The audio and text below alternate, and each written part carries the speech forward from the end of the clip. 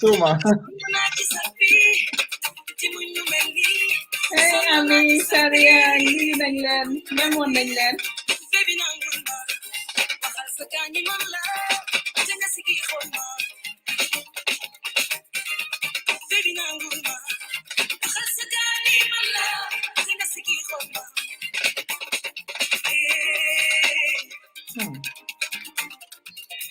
Good morning, Saria.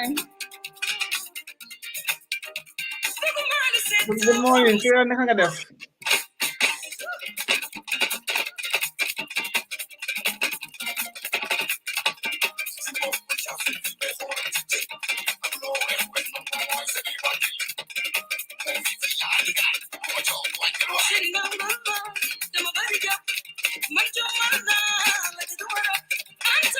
Kirian, yaa ngi daw de. Kirian, kañ daf ñu daw saa yi moom. Ndax ñeme ñu looñu. Ñeme ñu de.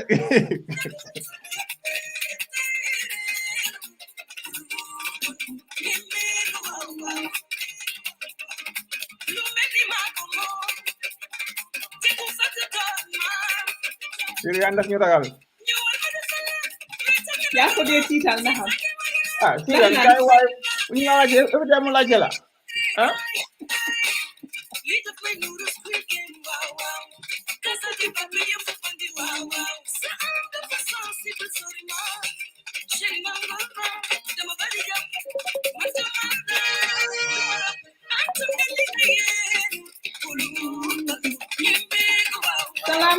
Salam. Share leen vidéo bi nag ah. Xam naa gars yi xamuñ sax ne ñu ngi live parce que gis nañoo digga ah. Di live. Waaye mu ngi noonu yaa public.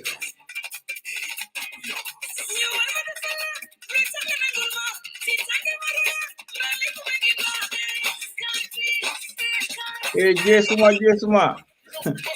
Gars yaa ngi wax de. Tey nan si di ñëw de tey. Nan dina ñëw de nan see ngi nii. Ah, Wow. oh, from the snatchers. Soma.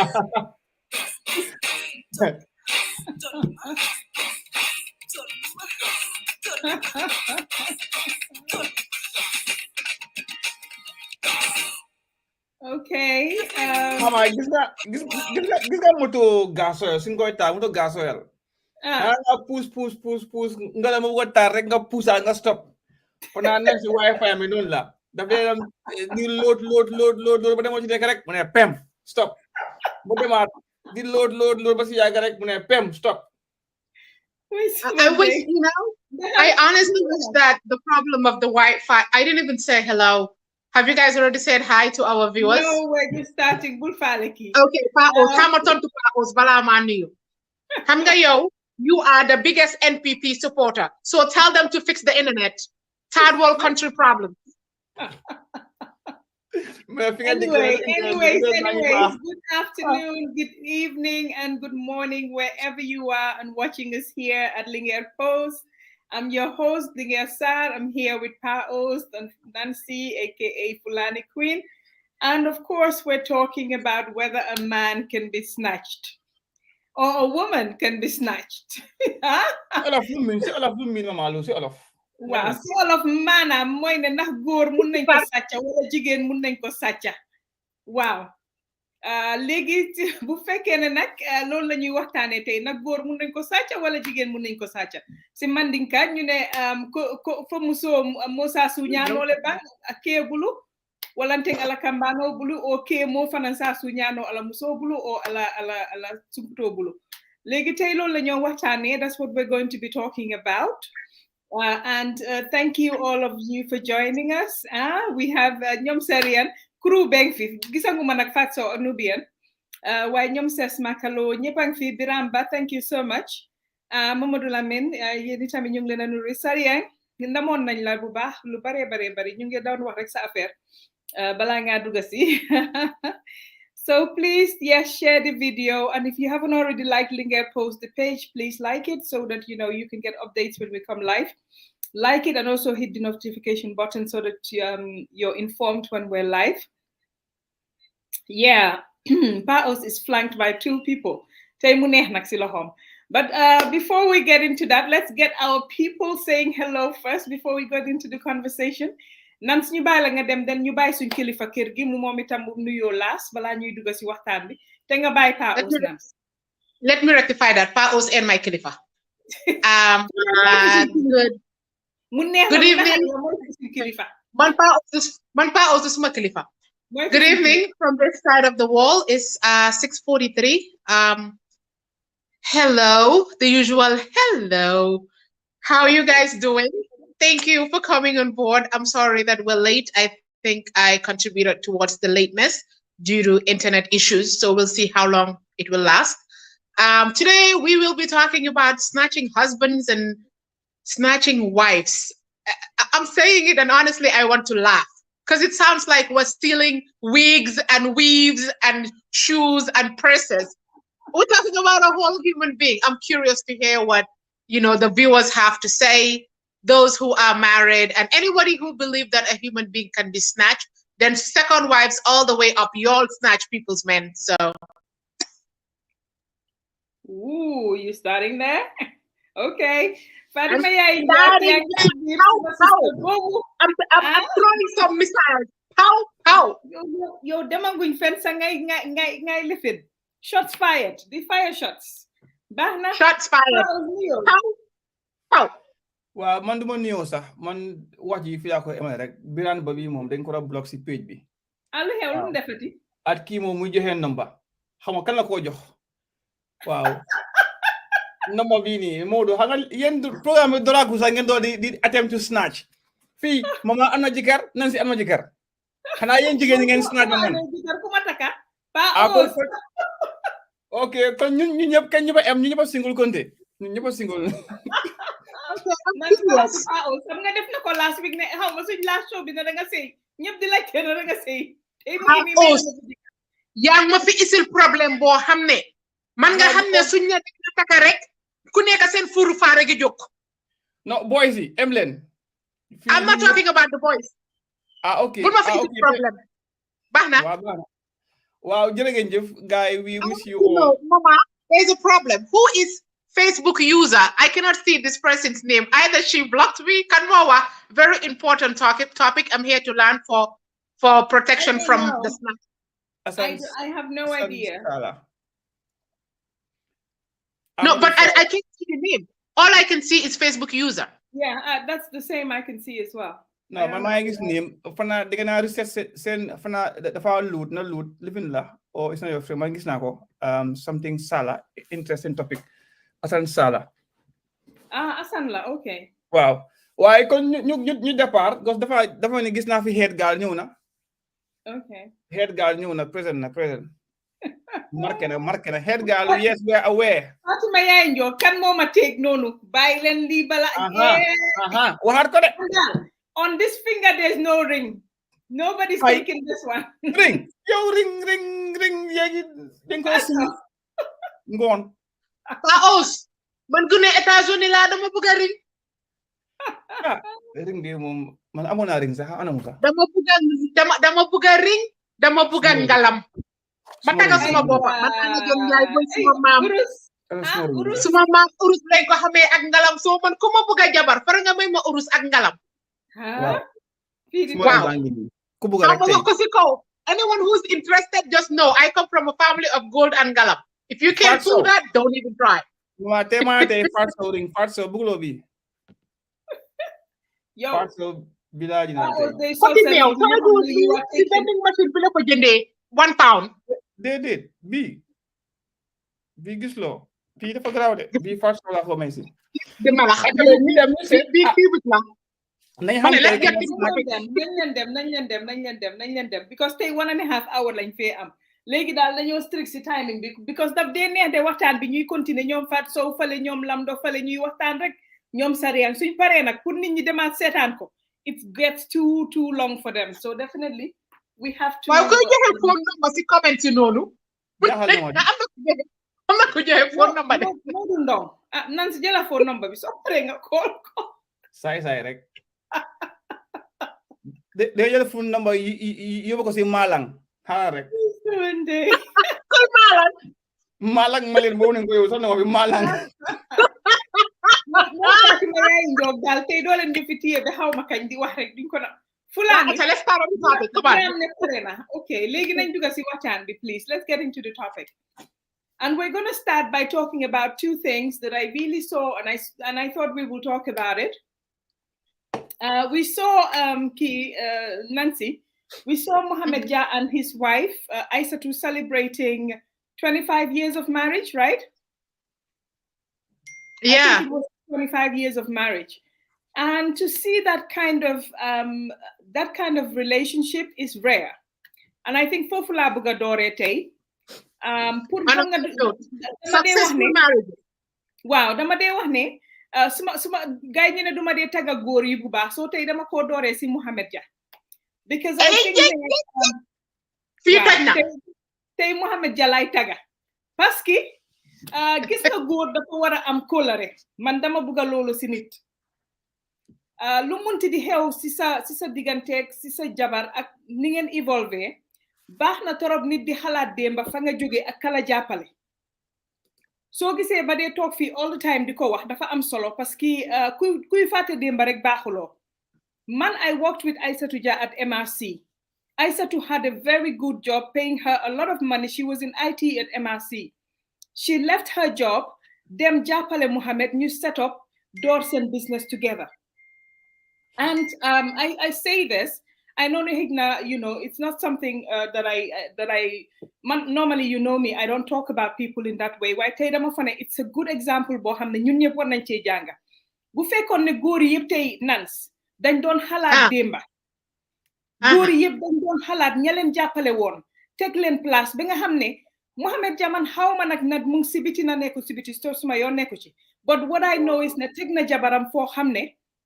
fonka na jabaram si noo xam ne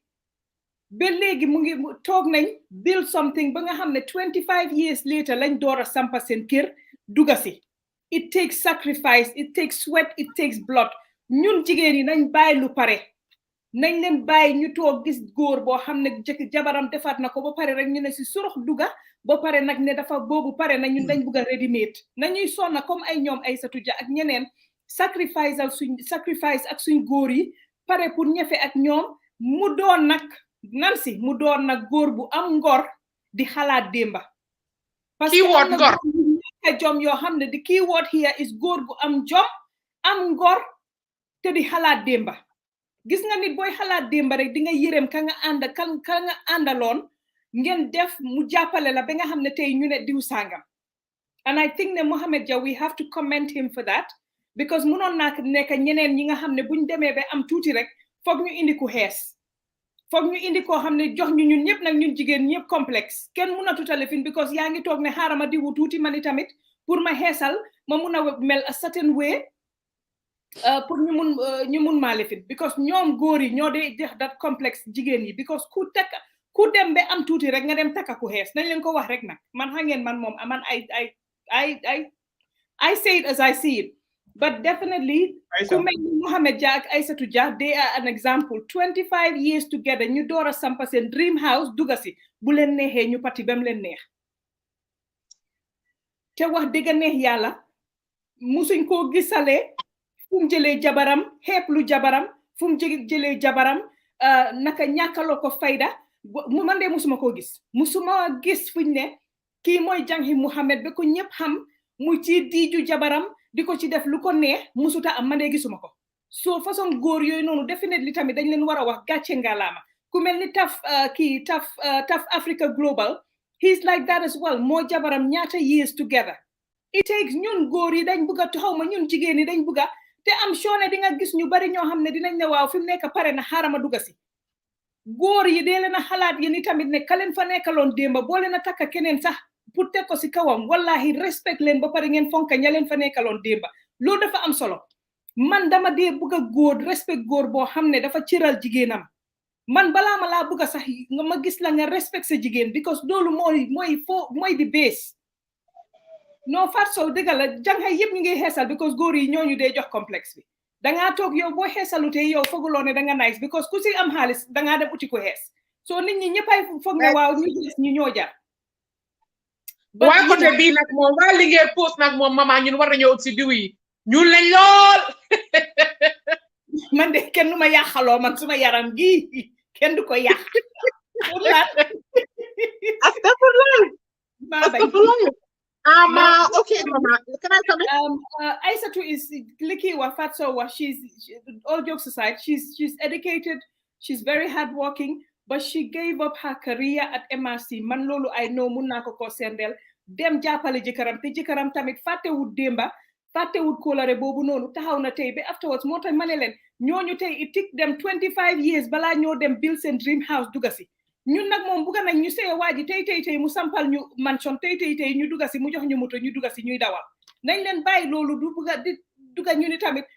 am ko xamne dinañ ko jappale ñu sacrifice mu doon nak ko xamne itamit am na ngor boko sacrifice bu mu doon ñuy sacc xaalis ci jigéen ñi ci biir dëkk bi am na fi fo xam nga ne fa nga wax daanu waale ñi sacc xaalis ci jigéen ñi tëdda ci bagage ci jigéen ñi am nañ fi waaw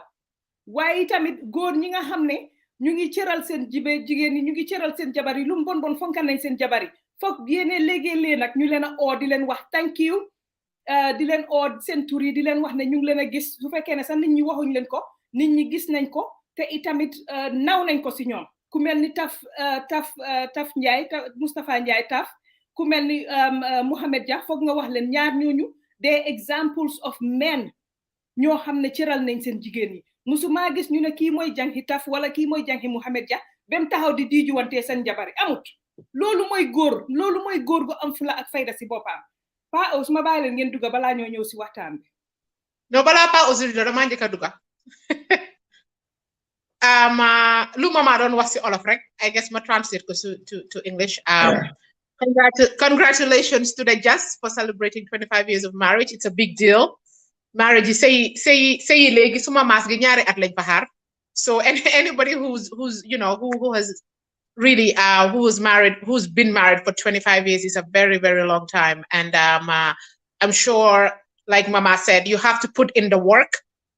in order to get it. And he seemed as if ne mom fay na nar bi bor siniko all of their way. So definitely worth celebrating. And there are a lot of Gambians out there who do have successful marriages. Maybe they are not as known. My aunt was married to her husband for 50 years until he died. So, but again, there are stories. Nancy, I think we should talk about these men and celebrate them as well. These men and these women, yeah, and celebrate. My aunt, I was actually named after her. She was married for 50 years to her husband until she died, until he died, sorry. But marriage, Mama, you brought up a very good point. I agree and I disagree with you. You talk about neng bayi bugalu pare.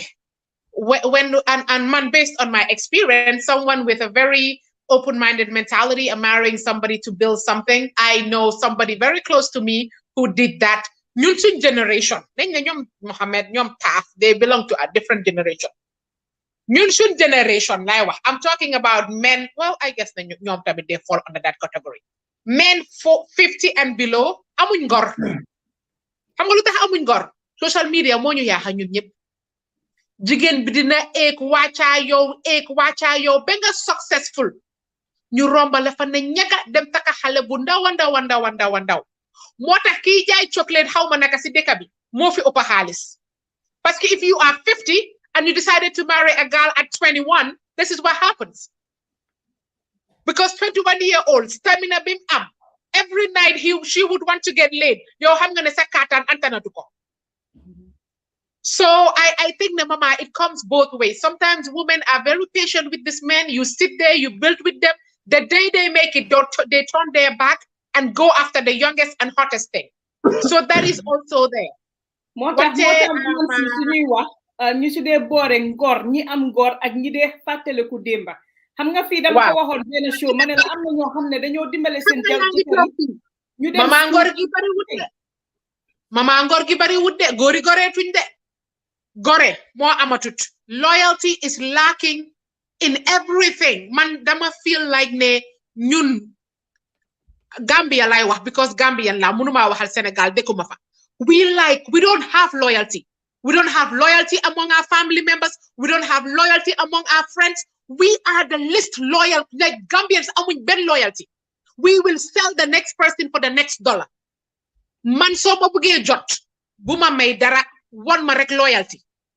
man everybody knows that I ride and die for my friends I'm that kind of person I cannot deal with a shady person te man dama extreme it's either I love you or I hate you man mënuma maslaha I don't even have it in me aw ma time loolu if I don't like you dama la romba vif dama la xool sax mama xam na duma masla sax ak yow so I think that this loyalty mama is not only limited to men it is in our society we need to change te xam naa ne poverty have a huge role to play in it but we need to change so ñu ngi divert of topic bu ñoo wax nag tey mooy topic nañ may Pa Ous mu dugga balaa ñoo ñëw si the crux of the matter but Pa Ous go ahead ama jiite suma broda yow maa ngi lay nuyu jiite Banna maa ngi lay nuyu bu baax a baax go ahead Pa Ous waaw man dinaa xala duma nekk di yéen ngay wax maa ngi déglu waaye it looks like ne I just want to man personally it's my own personal opinion lay wax de why do we want to believe ne every successful man rek dafa o jigéen a tax o su amee second wife rek dafa disappoint dem uti keneen right now déedéet Pa Ous déglu ma foofu ma clarify la non dama la ne bu fekkoonte ne sax tey Mohamed Jah dem na taka another jabar la ñoo wax sa de ñaanuma ko yàlla waaye su ko defoon sax de nee fak ne kenn musu koo gis fu mu disrespecté jabaram bil na ak jabaram an empire boo xam ne it's something loo xam ne ñëppaleen naw and he ain't gonna marry another wife let me throw that out there and talk nañ together for 25 years ñu build seen dream something house to be recognized beautiful couple yeah you recognize lolu because the thing is we don't have a lot of that in this society and we have to encourage and appreciate people that are like that man lolu moy suma point su takon sa benen jabar itamit way mu cëral jabaram xam fam jaar jabaram demba lolu dafa am solo lolu moy li important si sey gis nga sey nit ki jox boko cëralute yëremuloo ko fonkuloo ko wonuloo ko ngor rek joxuloo ko dara mayuloo ko dara soo ko mayoon alal yëpp si àdduna waaye fekk cëraluloo ko rek joxuloo ko dara jigéen dafa neexale fi jigéen lam soxla mooy cëram xam nga yes now foofu dina agree ne loolu is the focus of discussion and si la ñëpp war a roy te wax dinga neex yàlla exemple moo ja man I don't well musuma gis jabaram why we're talking about marriages that happened 25-30 years ago uti na tey xëy man suma age generation tey mooy ñi nga xam ne ñu sëy man suma smart léegi is about 14 years right now so let's date back to at least 15 years down the line tey ji marriage yooyu yëpp right now tey ji very few ñu nekk di exist te dafa am li nga xamante tamit nañ ko I will go into it after lan moo tax ba sëy am at lan moo tax ba xëj na that's important di am waaye loolu suñu ko topp rek nañ go tuuti out of topic now going back to the topic itself na ndax jigéen góor mu nga ko jël of course dafa depend how in what situation are we putting ourselves in to define the act that had happened. Now it happened both ways right now. Jigéen it can happen to the jigéen or to the góor likewise. Waaye tamit dafa am li nga xam tamit ne léegi ndax ñu ngi taka nik jigéen ji ndax mun naa jural doom yu baax ëllëg ndax ki nga bëgg mu seyal la ndax yaa ngi taka jigéen ndax danga ko gis tamit on TikTok mu nice rek posé week ndax dafa loolu yëpp these are all things yi nga xam ne it comes into play because tey suma cago bi ba os nga ne lan ma ampul was mi jamono tey gi mama ñi taka I bought it, it's mine. Wow, ñi taka tey pour jikko at ñi taka tey pour jikko rek bareetut right now and that's the fact because xëy na ñoom den seen dañ gisoon mag ñi toogaat ne kii dee baax na ñu seetlu ñu xam ne lii baax na tey right now Pao dafa toog Gambie hello yaa dama kin Nancy pipeline la pam ñu ñaani pam taka bi door so they are high school sweethearts actually. Exactly. So li so happen right now tey ji mama Nancy tey ba duñu mun a xamante jikko bañ dëkk together jikko doo di feeñ nag ku nekk naan xay xamoon lii dafa disappoint nangam nii xam nga den si yaagee ñuy blame góor gi ba pare naka no either party don't need anybody else to be successful am na loo xam ne dañ dee waxee nag sëy su xappune nag woo sax daf dee ubbeeku waaye loolu dafa fekk sëy bi ànd ak jaamu yàlla because here comme ni nga wax rek we are talking about the good here li bon moom xam nañ ko waxaatuñ ko waaye lépp lu maa ngi dégg tey amee jaañ mu ne lépp lu fen sas rek du yàgga lépp li nga xam ne dafa am naxaate deception fu mu bokk rek dafa feeñ in the end so loolu tamit is another factor bi nga xam ne xëy na moo tax tey laay naaw sëy léegi nii comme suñu génération bi nii bareetuñ ñu ngay blame góor bi góor yaa ngay blame góor yaa ngay blame jigéen ñi right now which means we are all at fault now how do we resolve this problem mooy lan nañ dellu back to square one taka bi let's pick the woman or the man based on the principles of li nga xam ne moo define marriage mooy lan am na diine waaye tey right now ji kana bëgg a jabaram ibaadu wala man de personnellement man moom mooy loolu anyway am na ibaadu yu jange yu faras am na benn ibaadu ami moom ibaadu bu correct la moom ami ko la Juuf Baminha moom ibaadu bu moom dafa dangal dafa ruuju day make up day maak yëpp la def te ibaadu la waaye koy ñu dem ba si kanam waaw ok check leen si private chat bi below maa ngi fa dugal message léegi nii yeah, so let's continue fi mu nekk nii li ñoo bëgg a waxal like I said kudos to Mohammed and Aissatou di leen ñaanal ñu celebrate 100 years and more together bay suhi wante bay jaaw yàlla mun na ko yal na leen ko yàlla defaral definitely yes definitely it's nice den roll bàyyi loolu ibaadu lañ fi wax so ñu dugga si waxtaan bi fi mu nekk nii can a woman or a man be snatched ñu dooree ko si góor yi gis nañ sometimes xuloo yi dee am like I said mun nga jàppale sa góor ba nga ne yaa si nekka mu am ñàkka ngor or la dem defi li moo def loolu am na fi te gis nañ ko waxuñ ak góor yooyu like I said góor yi ñuy waxal ñooy góor yu baax ñi waaye itamit pour waxtaan rek ndax góor mun nga koo sàcc si beneen jigéen loolu la ñoo waxtaanee tey ndax jigéen mun nga ko sàcc si beneen góor man dama dee wax ne definitely nit ki boo ko mayee jàmm rek muy góor muy jigéen nga ciral ko itamit jox ko ciram muy góor muy jigéen rek du yomba pour nit jël ko wala sàcc ko si nit ñi di waxee waaye bu fekkee ne itamit nit ki fitnaal nga ko mayuloo ko jàmma fu ñu wax yaa ngi ci xuloo yaa ngi ci xeex yaa ngi ci defante dina métti torop pour kooku noonu xëj na mu toog so daf dee difficult des na rek tamit si nit ki ndax mun na koo muñ na munu koo muñ waaye man I believe ne definitely nit du poos ni gaay de wax nit du kalpe bi ñoo jël di sàcca di yóbbu ku dem rek si magum jëma moom kuy decidal boppam ku dem rek da nga fekk ne yow yaa decidal sa bopp ne da nga bugg a dem parce que kenn mënut a sàcca nit nag loolu moom man munuma koo bil man loolu moom naan definitely munuma ci d'accord comme que dañ ne nag 2 minutes la ñoo wax ma jox leen yéen tamit ngeen dugga but man I don't believe ne nit njaay ok munuma believe ne nit njaay magum jëma di nga ne di nga toog ne nit a ko sàcca kenn sàcc ko lam bugg a def la def wala dafa toppa neex-neexam wala mu toppa bànneexam dem yoonam waaye kenn mënut a sàcca nit koo xam ne magum jëma la definitely pas aus ñu bàyyi la nga dugga balaa nan si di ñëw man believe ma ne góor nit mun na koo nangu xëy na comme li nga dafa dem o gis fi nga xam ne moo gën either two things either mu caay-caay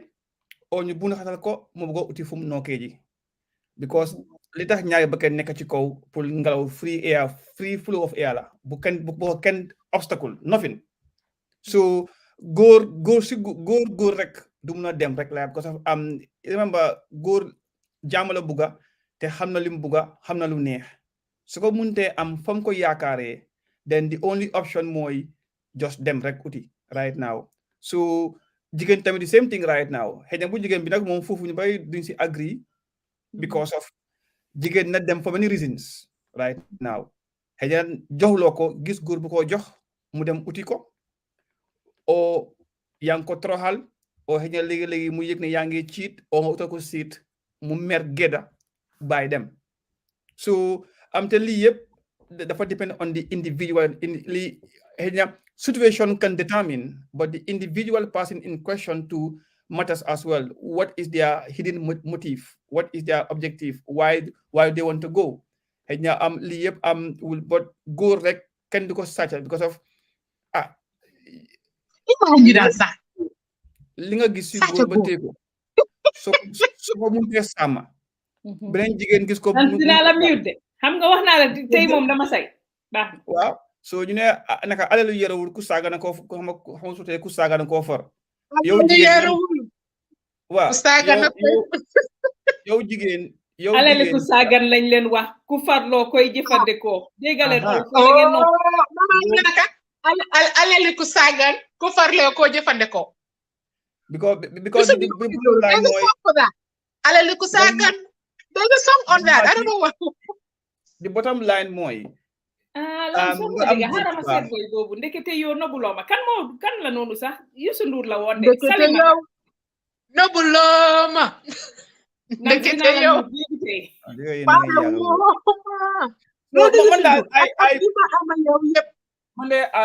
I believe mama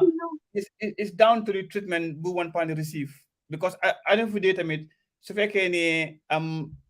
nit ki toog na because yow jigéen li nga gis si góor ba bëggoon ko su fekkee ne mun la ko sàmma benn jigéen gis ko si moom outside dafa def same thing right now and it's only an easy access it's never like snatching it's only góor gi daal daf ko yombal rek soo naa fële let me go out and make myself available jigéen gis ko buga right now lan la ko gisee at what was the agreement but it's about ni ku nekk jàmm la buga te fan yii the amount of góor ñi dee ni jigéen dafa bari waaw jigéen ñi dee bu góor nag lost their life bariwul okay can I comment so sa chéri hay moom kay bu yàgg la ko gis suma yaay la moo nekkal nii de si biir dëkk bi doo leen wax tamit si lii non lifin la dañoo lifin rek dénkaane la dénkaane wow so man luma what I want to say is I'm going to speak English for those who don't speak Wolof and another local language. No man can be snatched. It's all these delusional women who think that women as a single woman, and I'm speaking for all the single women, we don't snatch your men. I keep repeating that. Ligena yomba Gambia, moy góor. You can find a man as you walk out the street. Wi-Fi is my internet connection, Bini. is harder to get. So this whole idea that you know, your husband's looking like Father Christmas and you know what not. Leave my man alone. What man? What man? Go sit down way at the back. Ain't nobody wants your man. And we have to be realistic and honest. If we live in a polygamous society, if we say that again, they embrace Islam and that's what you have to date to marry. So when you can get in, we can certificate. We're not talking about possessions. A whole human being at no pam. For what? Grown man. Te gori ñoo nekk suñ inbox yi man suma Facebook inbox bi suma ko ibé sey yu bari nañ tas nañ waxante dëgga góor yaa nekk duñu inbox duñu collage so defee nataal bi inbox la my sister yaa ngi nice de yow fi mu nekk ni yow ku la téye my sister yaa ngi face de I can literally block their names and share the suma am na maa ngi am ay adel yu bari yoo xam ne hello hi good morning face fadel seen jabari suñ paree naan we're coming after your man. Ain't nobody coming after. As a single woman, if I have the opportunity to marry a man with six pack abs, and go from the young one pack, do madam six pack. You put in your weekend certificate must switch over nak see jigeni. Ain't no one stealing your woman. Jigen xam nga goor sax di nga ne ñun there are some women out there they are very good mun nañ la seduce and whatever te goor dañ oyof boppa wante jigen ñun suñ bëggee dañoo fiir man dama dee fiir suma boppa ñun suñ bëggee dañoo fiir we will not step out every time a woman steps out it's because she's miserable she's unhappy and she's looking for something else wante suma bokki jigen if you ever are in a marriage where you're not happy or you feel the need to cheat leave because in society that's a double standard. If a man cheats, it's okay. Polygamy nagunako. If a woman cheats, that's a bon chagala bahut. That's just how our society is, and there's nothing we can do about it. So balala ninyi dila TikTok, dila gossip, dila WhatsApp messages. Gen dem fambahana neke bera dem sakade me gen nyanalante ku neka dem. Wante dek fini mo muy Gambia wo. Anywhere in the world, and no one can steal nobody. Kuñ sacha dafa bëgg ñu sacha ko. Kuñ sacha any what? Mané jërëjëf sa 2 minutes jot na. Waaw baax na way mama man I hate this 2 minutes thing. I feel like I'm watching what I say. No, tay. Anyhow, let me ask some questions kon because am nañu dé wax né part of sacha bi moy nga dem liggéey jëkkëri jàmbur wala liggéey jigéen bi be gisatut mu bëggal la topala tasseyam pour yow lolu sacha la naka nekkee sacha because danko liggéey or whatever so mama suma la liggéeyut suma amé suma skills pare dama ne suma amé suma skills pare ñew seduce ko be mu ne you know what this is so good I can't live without this one I'm gonna leave that man mala ko ba ñu jàng yow fo nekkoon I'm saying what where were you go educate yourself why are we quiet mama come in dafa am kuma seen dara moom lay ri di ree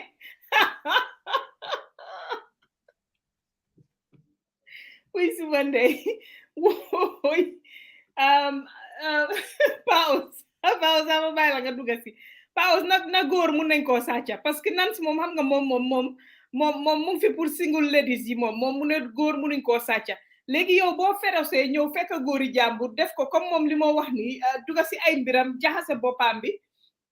definitely indil ko beneen coono ba nga xam ne an su dëgërutee mu bàyyi du em rek si takala de moom dafay bàyyi famille ba yëpp moom am na ñoo xam ne ñoom noonu lañ mel ñoom dañuy bàyyi famille bi yëpp ñoom continue léegi ndax loolu du sàcc tamit ndax ñun jigéen ñi tamit waruñ comme all the time liñ ko dee waxtaanee fii suñuy waxtaan waruñ di dawal yërmande tuuti paos parce que nga ñëw fekk na nit ki mu ngi sëyee jëkkëram ay 20 something years ay 10 years plus yow nga ñëw dugga si wuloo sax pour ñëw jël sa place rek yow tamit toog da nga ñëw dugga si pour yàq ko sëyam bi pour génnee ko moom si sëyam bi yow nga toog definitely loolu tamit ndax tamit du loo xam ne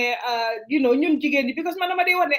jigéen boo gis muy misère rek fii nii rek boo ko seetee ba si biir moromi jigéenam moo ko teg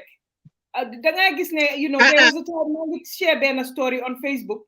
dañoo dem ba suñ buggee sa jëkkër di fenal sa jëkkër about yow am na koo xam ne dem nañ ba ko ne sa doom yi nga xam ne sax yaa sa jabar yéen a ko juru leen ko ba kooku noonu jëkkër ji am pour dem abandon xale boobu noonu ñaata yees mu pare ñëw dem DNA test gis ne moom moo jur xale bi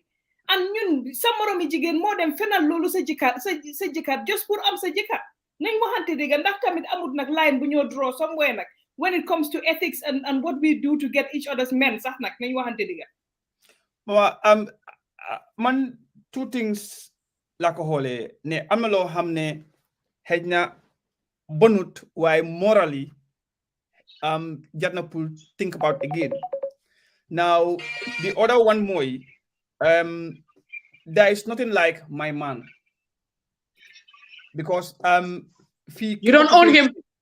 Come again, repeat that line. There's nothing like what? Repeat that line. There is nothing like my man. Thank you, Mona, your wife. Wow. Legi kon there's nothing like my woman tamit parce que yéen foo leen wet territorial te jigéen ñi rek ak yéen góor yi rek a war a déedéet xam nga well the bottom line mooy ne su fekkee ne da nga see ak góor tey right now góor bi after 25-30 years again góor bi decide to have a second wife xëy na at that time si la mun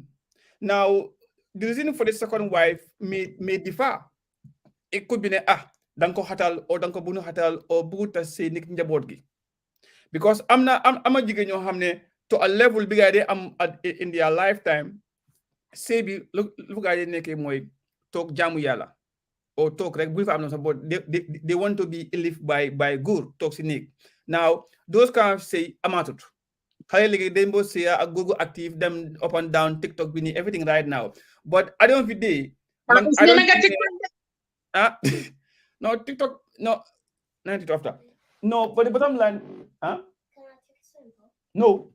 why comme li ma wax Pa Ous yow nga ñëw duga si sey jàmbur let's say man dama de always wax ne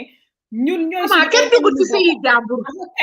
kay nan am na because yow doo nga ñëw nekkaa jëkkëri jàmbur bi ba pare nga ñëw di fenal jëkkëri kooku noonu about the woman on top of that pour yow kooku noonu mu tas yama jabaram no mama that's what these women do Pa Ous me dama ñëw foofu noonu that's what these women do jabar yaa gën a mun a sos ku leen daaxa sos dafa am you don't know me from Adam and Eve yet you will fabricate stories and can I repeat this just because I'm dating your husband doesn't mean I want to marry the guy like stop it already really then we want to marry them why what are you doing with a married man if you don't want to marry him why stop it mama I don't know I don't want a full-time husband anyways, if you don't the bottom line is Ken bañut like I said Ken bañut bu fekkoon ne Pa Ous dañ ko doon def in a way boo xam ne waaye one yow jànga bi dina la xam te yow doo ko xam as jabar bi mu sëriñtu la nekk sa diggante sa jëkkër di sëriñtu déete waaye mu toog di fenal sa jëkkër about yow wax naa la jigéen bi 2 years jëkkëram mu ngi ko abandon because jàngam moo ko ne doomam yi duñ doomam jabaram daf doon fox am jigéen góor bi dama fee door DNA testing business sax loolu laa fee door déglul Nancy góor bi matadi instead of moom mu dem sax lefin dafa abandon jigéen bee doomam bi for 2 years after mu ñëwaat dem defi DNA test ñu ne ko ne 99 point xaw ma ñaata percent 100% ne xale bi yow yaa ko jur from the DNA test mu door a ñëwaat delluwaat si jabaram ne ko it's crazy what we do to each other xam naa ne jabar yi moom suñ déggee ne nekk nga seen jëkkër yi rek like you said Nancy dinañ la sosal sos yu rëy cagalaak lii laak la lee la that's acceptable ñoom dañ mer waaye tamit yow jigéen bii ñëw duga si tamit ndax amuloo benn sort of ethics boo xam ne di nga ne this is serious Nancy xoolal nit ki 2 years jëkkëram abandon ko because yow yaa dem ne jëkkëram yaa ngi nekkaa jëkkëram nga sosal ko moom nga sosal ko sos góor baa ko yëpp boppam bay ko góor ba oyof booba li Ami Cissé wax waya di foofu la em waaw waaye xam nga mama jigéen bu nekk si siyam it's my turn to talk it's my turn to talk wax mayal pa us rek den after nga duga jigéen bu nekk si néegi siyam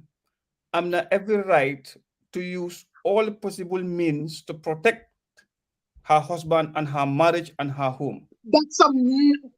no maa ngi ñëw that is the whole purpose of marriage, being protective of your man, just like the girl bu am guram my man. Now if what is the point of involve yourself in a marriage involved in a loose marriage? So both the man what is a loose marriage?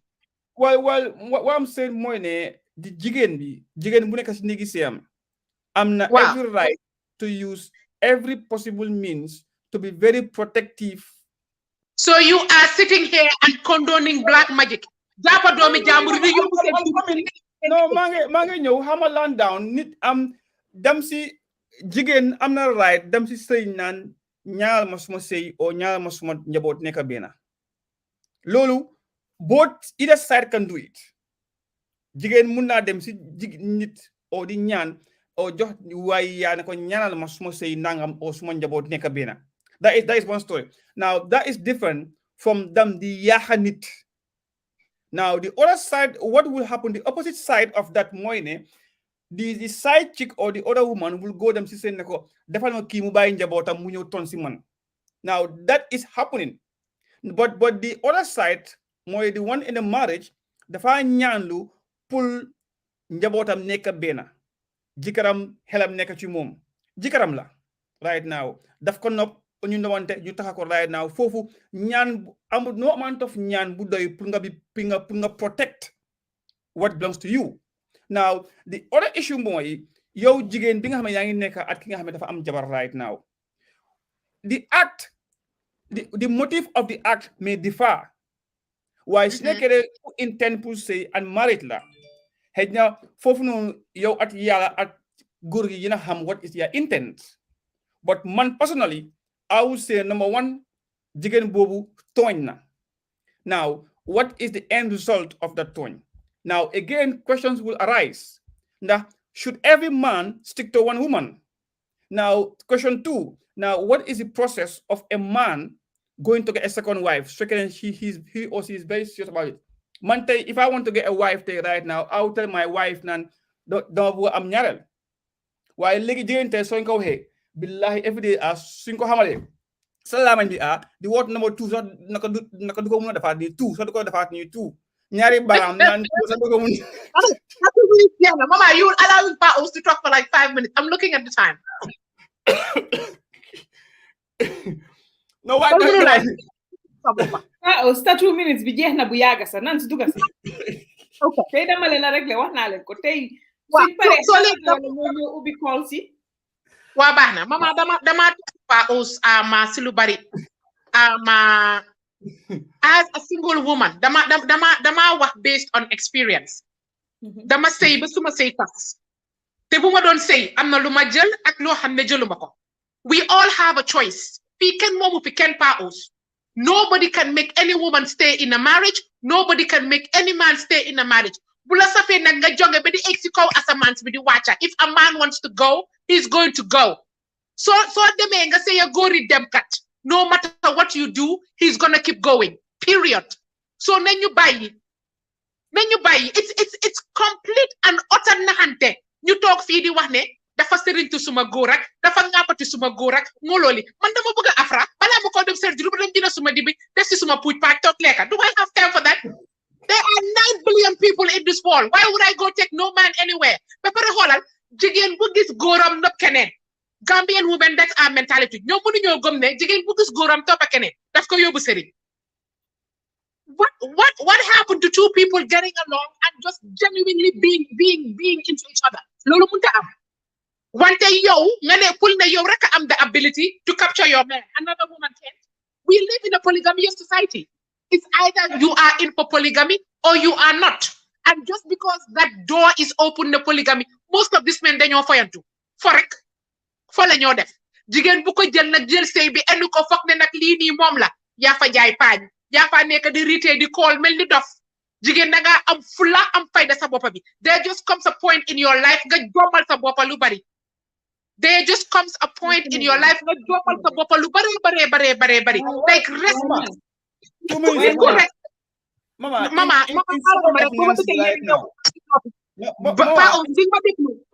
no it's my support support waa baax na thank you I'm glad that today we because man I cannot sit here and be a hypocrite and talk about this double standard thing. I have dated men and I will be damned to sit here and apologize for dating them. I didn't go after them. They came after me. If their wives have a problem with it, lots of problem. At home. I am a single girl. I'm gonna date whoever I want to date. You have a problem with it, you deal with your man at home. Enough already. Nance. Okay. If we have young girls watching or if we have single women watching, as a single girl, you have a right to date whoever you want to date. Do what you want to do. No, why?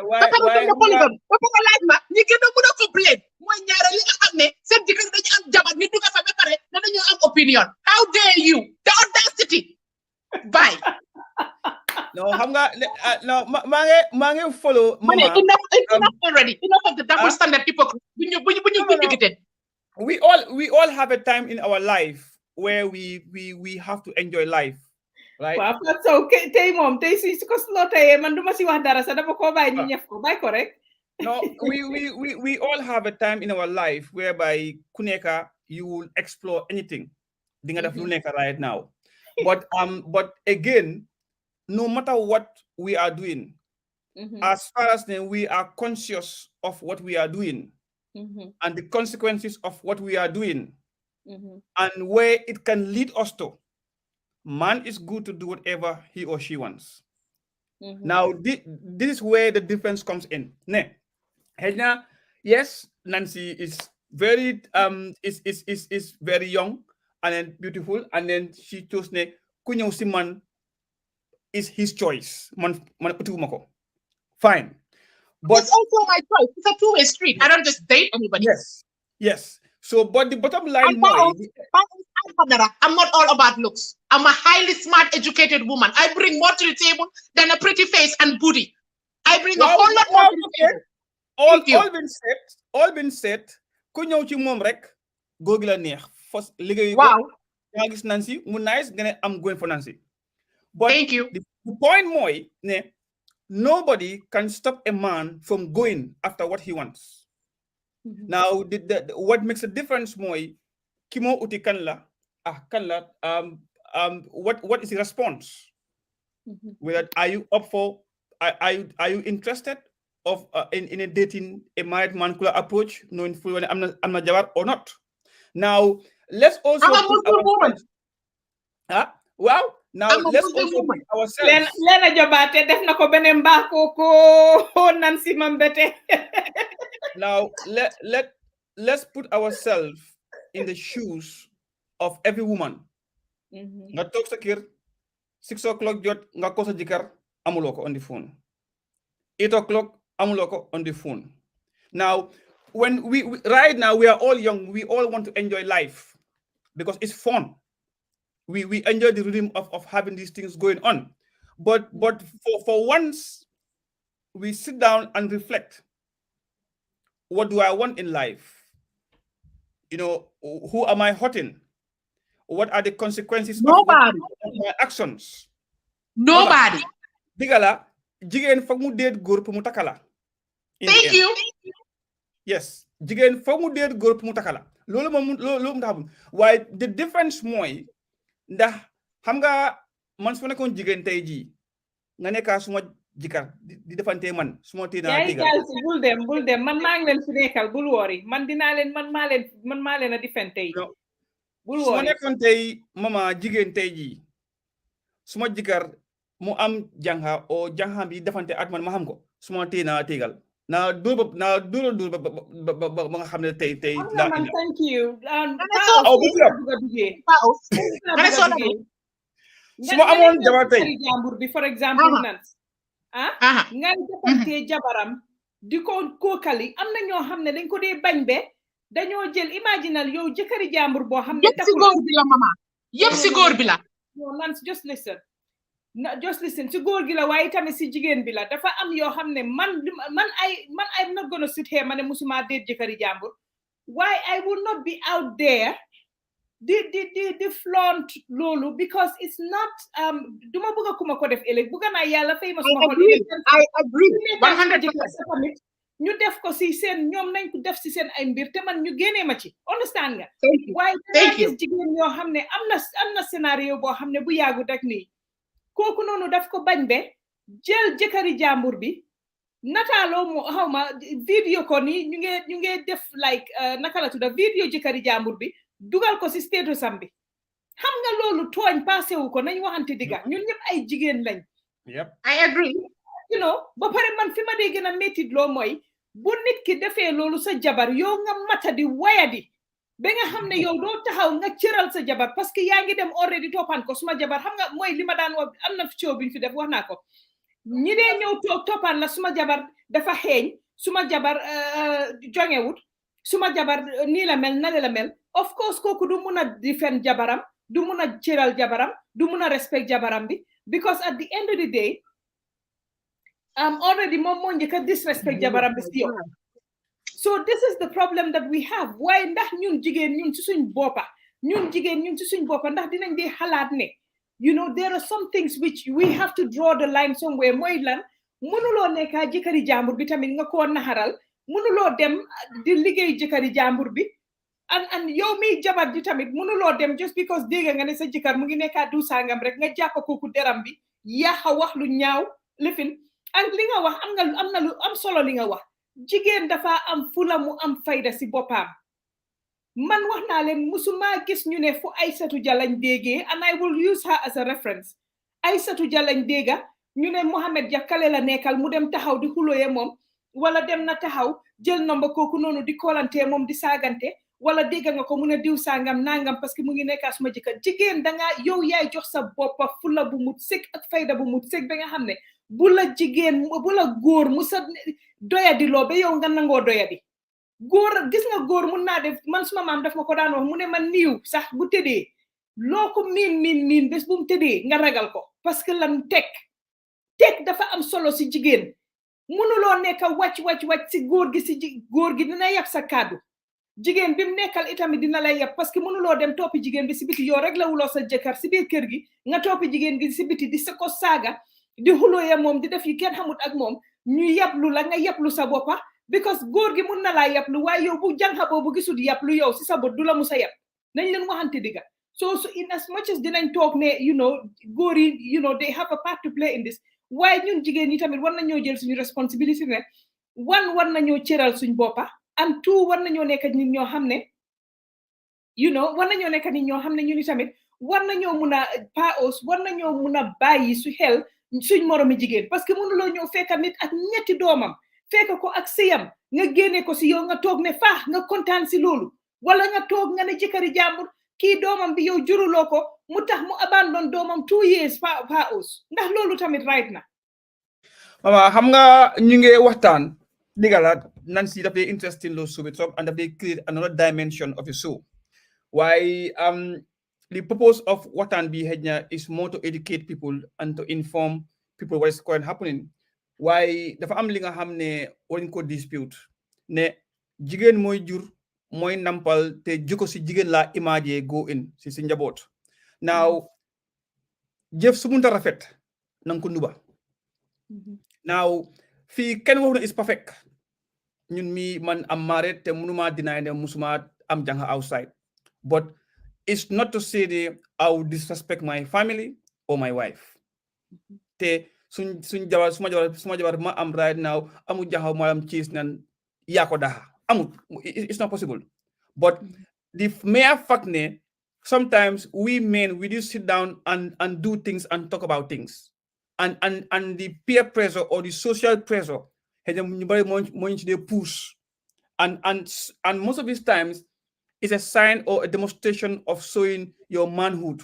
Feka, it's a wrong perception. Why us being young persons, we do want to explore those things. Why again rek jëf lu munti ñaaw na nubu su munta rafet right now. Te mama it takes a lot pour nga ñëw fekk kër jàmbur ak doon ni mu neexee ak jabar ni mu neexee nga tàggale leen loolu man jàngo afande waaye baakaar boobu xaw ma fu mu toll axal boobu xaw ma fu mu toll. Now let's look at this cycle of broken homes yu ñoo dégga mooy domestic homes yi nga xam ne dafay involve domestic abuse. Let's look at where they emerge from. Fii kër ñu nga ama benn programme ñu ngi wax naan xale yi nga xam ne ñu nga yow si kër yoo xam ne their fathers they abuse their mothers right now. When they grow old, they think that this is normal. They think that you suma jabar or you sa yaay is normal. So ñoom su gaay demee say they think that they will think that this was what dad used to do, slap my mom to make things right, or shout at my mom to make things to put message across. So lii yëpp is li nga xam ne dañ ko war a bàyyi xel te xam ne it's a cycle te loo bëggut ñu def la ko fii jigéen ñu fee toog yëpp naan bu ma ku nekk suma jagar. Well, they were once doing the same thing at some point in their life, but biñ toogee ba xam ne léegi mag la xaama toog settle down. No, ki nga settle down magut comme yow kooku has to move on. Man tey duma em nii kan mooy believe maa ngi am 40 years kan moo ma restrict naan pa munta am 5 10 to 25 jànga. I'm still young. Waaw dafa am nag lu maa ñëw wax nag you know show bi dañ dee am shows fii nii and you know every time we take our time and our effort ñu ñëw talk, but definitely nag am na ñoo xam ne dañ war a ñëw nag door di sponsor su ko defee ku mel ni nam si ñu utal ko internet parce que lii moom is very shameful. xama ko gaay seen turi ye ñi joxe number. No, Fat Sow moom kenn amul dara bu mu ko wax website bi soo gisee muy dem Fat Sow la. Mama ñi joxe téléphone number, please give as well APS number. Wow. ñoom at least ñuy jënal nan si lëfin at least ñuy jënal nan si internet muy am internet bu correct. Waaw ngir lii moom mama am na sama because we're all volunteering our time nag definitely waaye eega nañ si 1 hour mark bi fi mu nekk nii dañoo ubbi line si tamit pour nit ñi mun a dugg ñu comment so ñi bugg a comment suma jànq baa ngi déglu Mariama Bari ñi bugg a dugg pour comment ñoom itam ñu mun a dugg comment waaye mama like I said definitely am na foo xam ne adresse leen ko yaa Nancy mooy ne nga dem wax nañ ne definitely jigéen ñi moom tamit jabar yi mun nañoo yaaxa deri jàng xay torop parce que dangaa dégg ne nit ka ngay génnaa sa jëkkër rek nga jël deram bi fu nekk nga yaaxa dafa nekk caga mu ngi déet kii nii la mel na leen a mel te xamaluloo ko dara waaye tamit ñi dee dem tamit di fenal jabar yi si seen jëkkër yi ba di indil jabar yi problème ñooñu tamit pas adressal foofu ma gis nga jigéen ñi dem xëj na again rek li ma waxoon lay waxaat rek li nga bëggut ñu def la ko bu ko def keneen loolu sax wax buñ yàgga ji dégga la ba tax léegi kenn farati ko right now waaye man foofu ma blame mooy góor parce que man tey benn jigéen du ñëw amut noo ko naay see at nu ma la nobee nga ñëw ne ma xay sa jabat nangam nii mala believe loolu man bañ naa ko waaye suma waxtaana nit sax even at friendship level sax you start involving my family I cut it short because there is always a line between myself and my family. Suma xale yi sax suma ndee Facebook I take them out afterwards. Now this is where God has to show the leadership skills of a man. Definitely. One of the time that good pineapple a home. That is different from a house. Anybody can have a house, mama. But having a home is you being a man to run a home, more a wife and kids and take responsibility as a man and the breadwinner of the house. Lee is what I call a home. Now go are they ready to build a home? Are they ready to run a home as well? Because ñu bay kola bi mu duga da nga fay li nga déclo kola okay wa da nga fay li nga déclo nga wax ci téléphone bi okay ñu la déclo légui waxal yéen ak ma déclo okay hello. Waa ñu ngi laa dégg waxal. maa ngi leen a nuyu maa ngi leen a ziar yéen ñëpp di leen baalu you know. di leen wax ne seen programme bi am na solo trop. am na solo trop waaye. man damaa joxe brief contribution rek. du yàgg because xam naa ñu nekk si line bi bari na. waaw ki nekk si line bi di call su kii paree rek dinaa la dugal may ma rek kii jeexal call si ñu baalal li rek ngeen tënka def 2 minutes su ko defee ñu jël as many as possible go on call. Okay, so dama joxe brief contribution rek first of all dama wax ne comme seen topic bi na dinañ nangu góori jàmbur su ma ko understandé well. Okay, waaw wala nga ne nangu jigéeni jàmbur. waaw dafa depend tamit ban relationship la bu fekkee ne relationship bi sëy la boobu is an explanation of its own su fekkee relationship bi dating la boobu tamit is another scenario understand waaye man am among the believers ñu gëm ne true love is somebody who commit themselves to you xam nga te committing yourself to somebody that you claim to love mooy nga tax ko because ñun loolu suñu aada so love in the name of dating dama nekka moom also man I am not a fan of that I understand so I'm among those who believe that if you love somebody commit yourself to that person being the man or the woman understand ñu ngi laa dégg bu baax Kola hello we lost him. Yeah, dafa mel ni mu ngi reconnect. Can I just make a little comment to what he said? When you date somebody like me, I was married and it didn't work out. What makes, based on my experience, maybe I don't believe in it anymore. Maybe I think it's never gonna work out. Some people, their experiences are so bad that they just don't want to do it again. People have their reasons.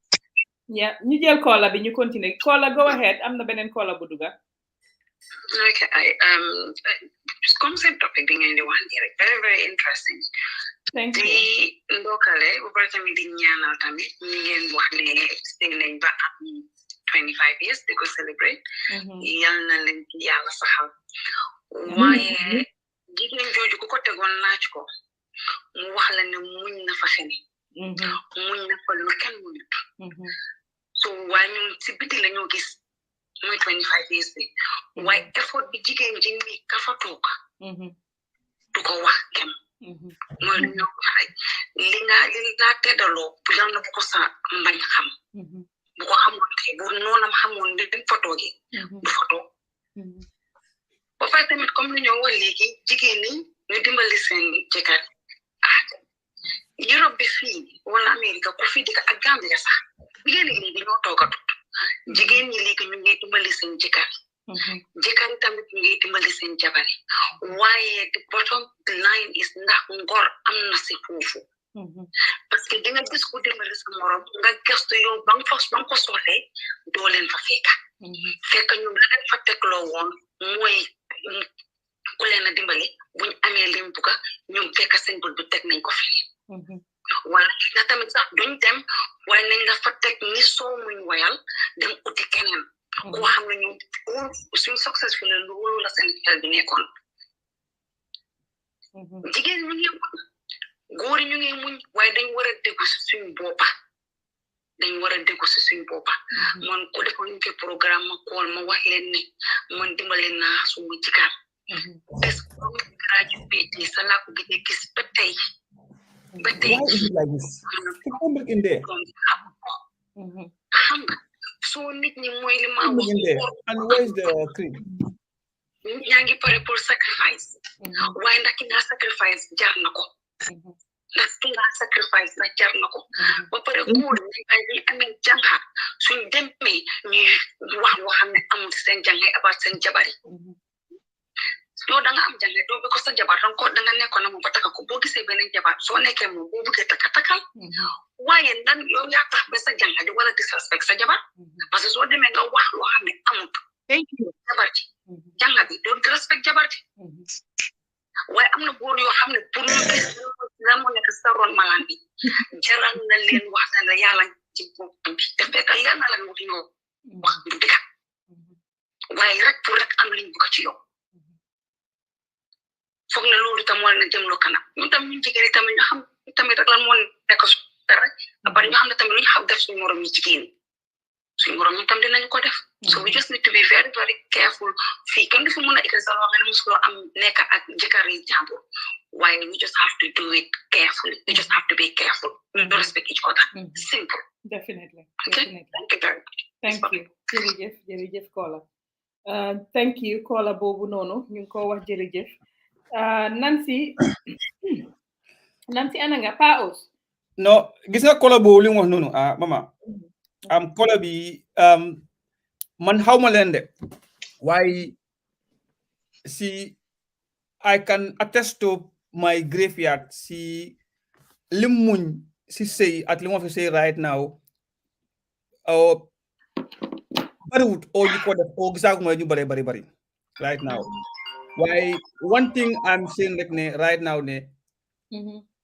li ñoo wax ni yëpp she's very conscious about these problems right now. Wow, hold on one second.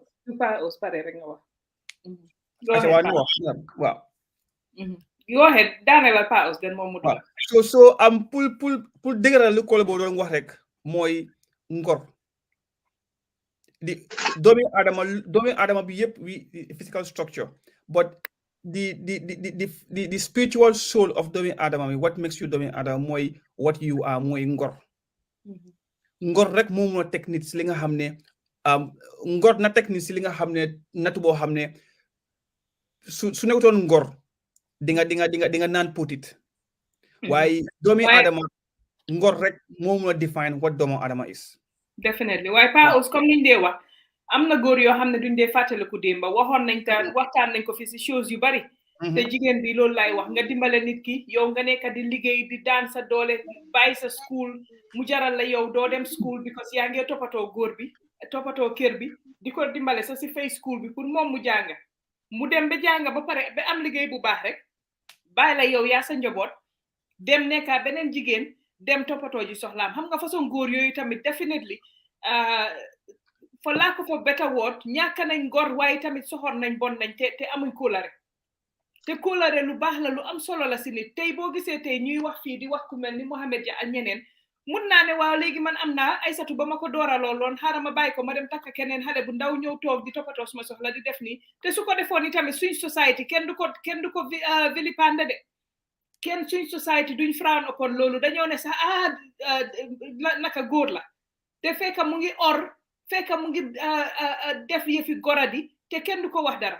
waaye ñun jigéen ñi rek la ñoo jël di xas di lefin ba pare ñun jigéen ñi nee ni tamit ñooy xasante di saagante di waxante lu ñaaw tey boo xamee ne yow maa ngi nekkaa sa jëkkër nga wax ma lu ñaaw man tamit ma xam ne maa ngi nekkaa sa jëkkër ma wax la lu ñaaw and the cycle just continues, it never ends. Mama, I wanna, can I say something? Go ahead. I think all of us, our experiences. I'm reading through the comments, and I'm sure everybody is shocked at my position today because normally I'm the girl's girl, I'm the feminist. But the bottom line is my personal experience with both dating and marriage have changed my mentality. I cannot be naive for the rest of my life. Plus, I'm not the girl who hamne ben goor moma ame. I keep repeating that. Women, there are a lot of women like me who are independent. We take care of ourselves. We pay our own bills. So anybody who walks through, I live by myself, alone. My my parents, my school fees, and nobody takes care of me. So as an independent woman, I have a choice to pick and choose who I want to date. I have a choice to pick and choose if I want to remarry or not. I'm still young. Maybe I never said I don't want to remarry, but that doesn't mean I shouldn't date. So this whole idea of for us to be honest, I think I have said a little bit more than I should about my personal life, because this is the topic that I'm extremely passionate about. And I'm not even talking about Mansuma Bopa in the sense that I'm a grown woman. I can do what I want to do. And if anybody who doesn't like it, that's your choice. You can judge me. But the bottom line is,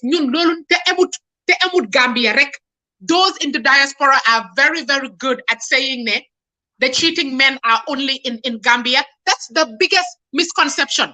18 years Mangidika America. The popular infidelity opay. So let's and it's not only in the Senegambian culture. Cheating and I keep repeating this, Islam got it right. Man, in my head, I don't believe that any man can be faithful to one woman. I don't. I used to. I don't believe it anymore. But that's my belief. Who am I to say that somebody else should believe that Jekaram is faithful to her? That's your prerogative. I'm saying I don't believe it. Maybe there are some out there, but what about 1%? I think the qualifying thing again, even because ñun suñu religion daf ñu ko may sax daf ko may góor yi, but even not cheating daf la may pour ñu takay up to 4 jabar. So why soo ko def itamit lu ñoo wax mooy the qualifying factor mooy respect, mooy cëral, mooy ka fa nekkoon démba nga jox ko cëram teg ko fa mu war a toog. Loolu tam dafa am solo torop parce que boo ko defee yow góor loolu yëpp si góor bi la. Man góor bu ñëw di yaaxa jabaram si man. That's the last time that you will see me. Right now, let me make it clear. I am not dating nobody. Let me make it very, very clear. So you have men and you talk to men, y'all can have your man. I'm good. I ain't dating nobody. But all I'm saying is I reserve the right to date. No, Mama, sometimes there has to be a bit of honesty. I reserve the right to date whoever we want. Bugun benen jangha neka suñ jëkari. Wante buga nañ suñ doomi ak suñ sister yi. It's the double standards, Mama, that bothers me. We are a hypocrite society. We don't have an opinion. It's simple. I was in a marriage. This doesn't work for me. You walk out. Don't say United Nations. Expect to move faithful. Come on now.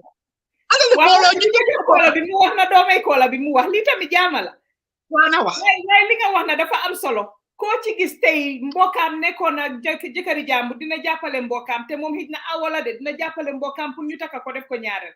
fo ko gis tey doomam nekkoon la jëkkëri jàmbur dina jàppale doomam bi pour mu nekka jëkkëri jàmbur bi wala lim see am waaye moom na suñ toonee table si toon mu ñëw ci moom si boppam keneen nekka jëkkëram mu jóg nag nekka in arms loolu tamit nag wax dëgg neex yàlla war nañ ko seetaan. But let's take this call. Caller, go ahead. Hello. Caller, sa 1 minute bi na jeex na léegi des na 1 minute. Go ahead. Monday anyway, mané maa ngi jégalu waat maa ngi dugaat di wax rek ne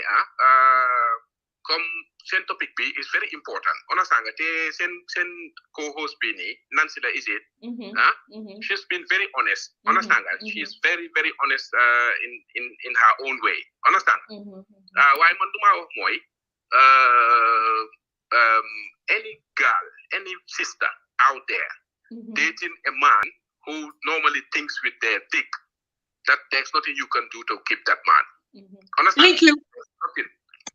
There's nothing whatsoever you can do to keep that man. Goku will just go like the girl said, like a United Nation. Understand? Why dafa am benn chaos. Waaw dafa am benn problème pour dugg ci society bi. Ba nga xamante ne loolu moo isi chaos. Gis nga whenever we because seen brother bi wax na ko si bu moo dugga in the beginning. Ndax dañu war a draw a line bu nga xamante ne one man for one wife. Understand? Gis nga loolu daf ñu xala overcome daf ñu xala take over te loolu the moment ñu start jigéen ñi suñu sisters yi start to think that way sama jëkkër man rek the rest of the women out there will be a public property obviously and there's nothing you can stop them to snatch your man away from you. Understand? Te gis nga Mama Linguère gis nga góor lu si gën a bari 99% góor lu mu def moo ko tey. Okay, man de wax naa ko fi kenn mënu koo def loo dara loo xam ne bëgg koo def. Lu mu def moo ko tey. Waaw so nañ bàyyi di blémante ñun jigéen ñi te focus si góor yi. Dëkk bu ma nekk nii dama am a friend he is a Gambian nga xamante ne dafa married he was not dating dafa sëy ak a Gambian ku nga xamante ne bu ñoo takka sëy bi ñoom ñaar ay moom jullit la jigéen bi Christian la. Understand? ñu sëy am ñaari doom yu góor.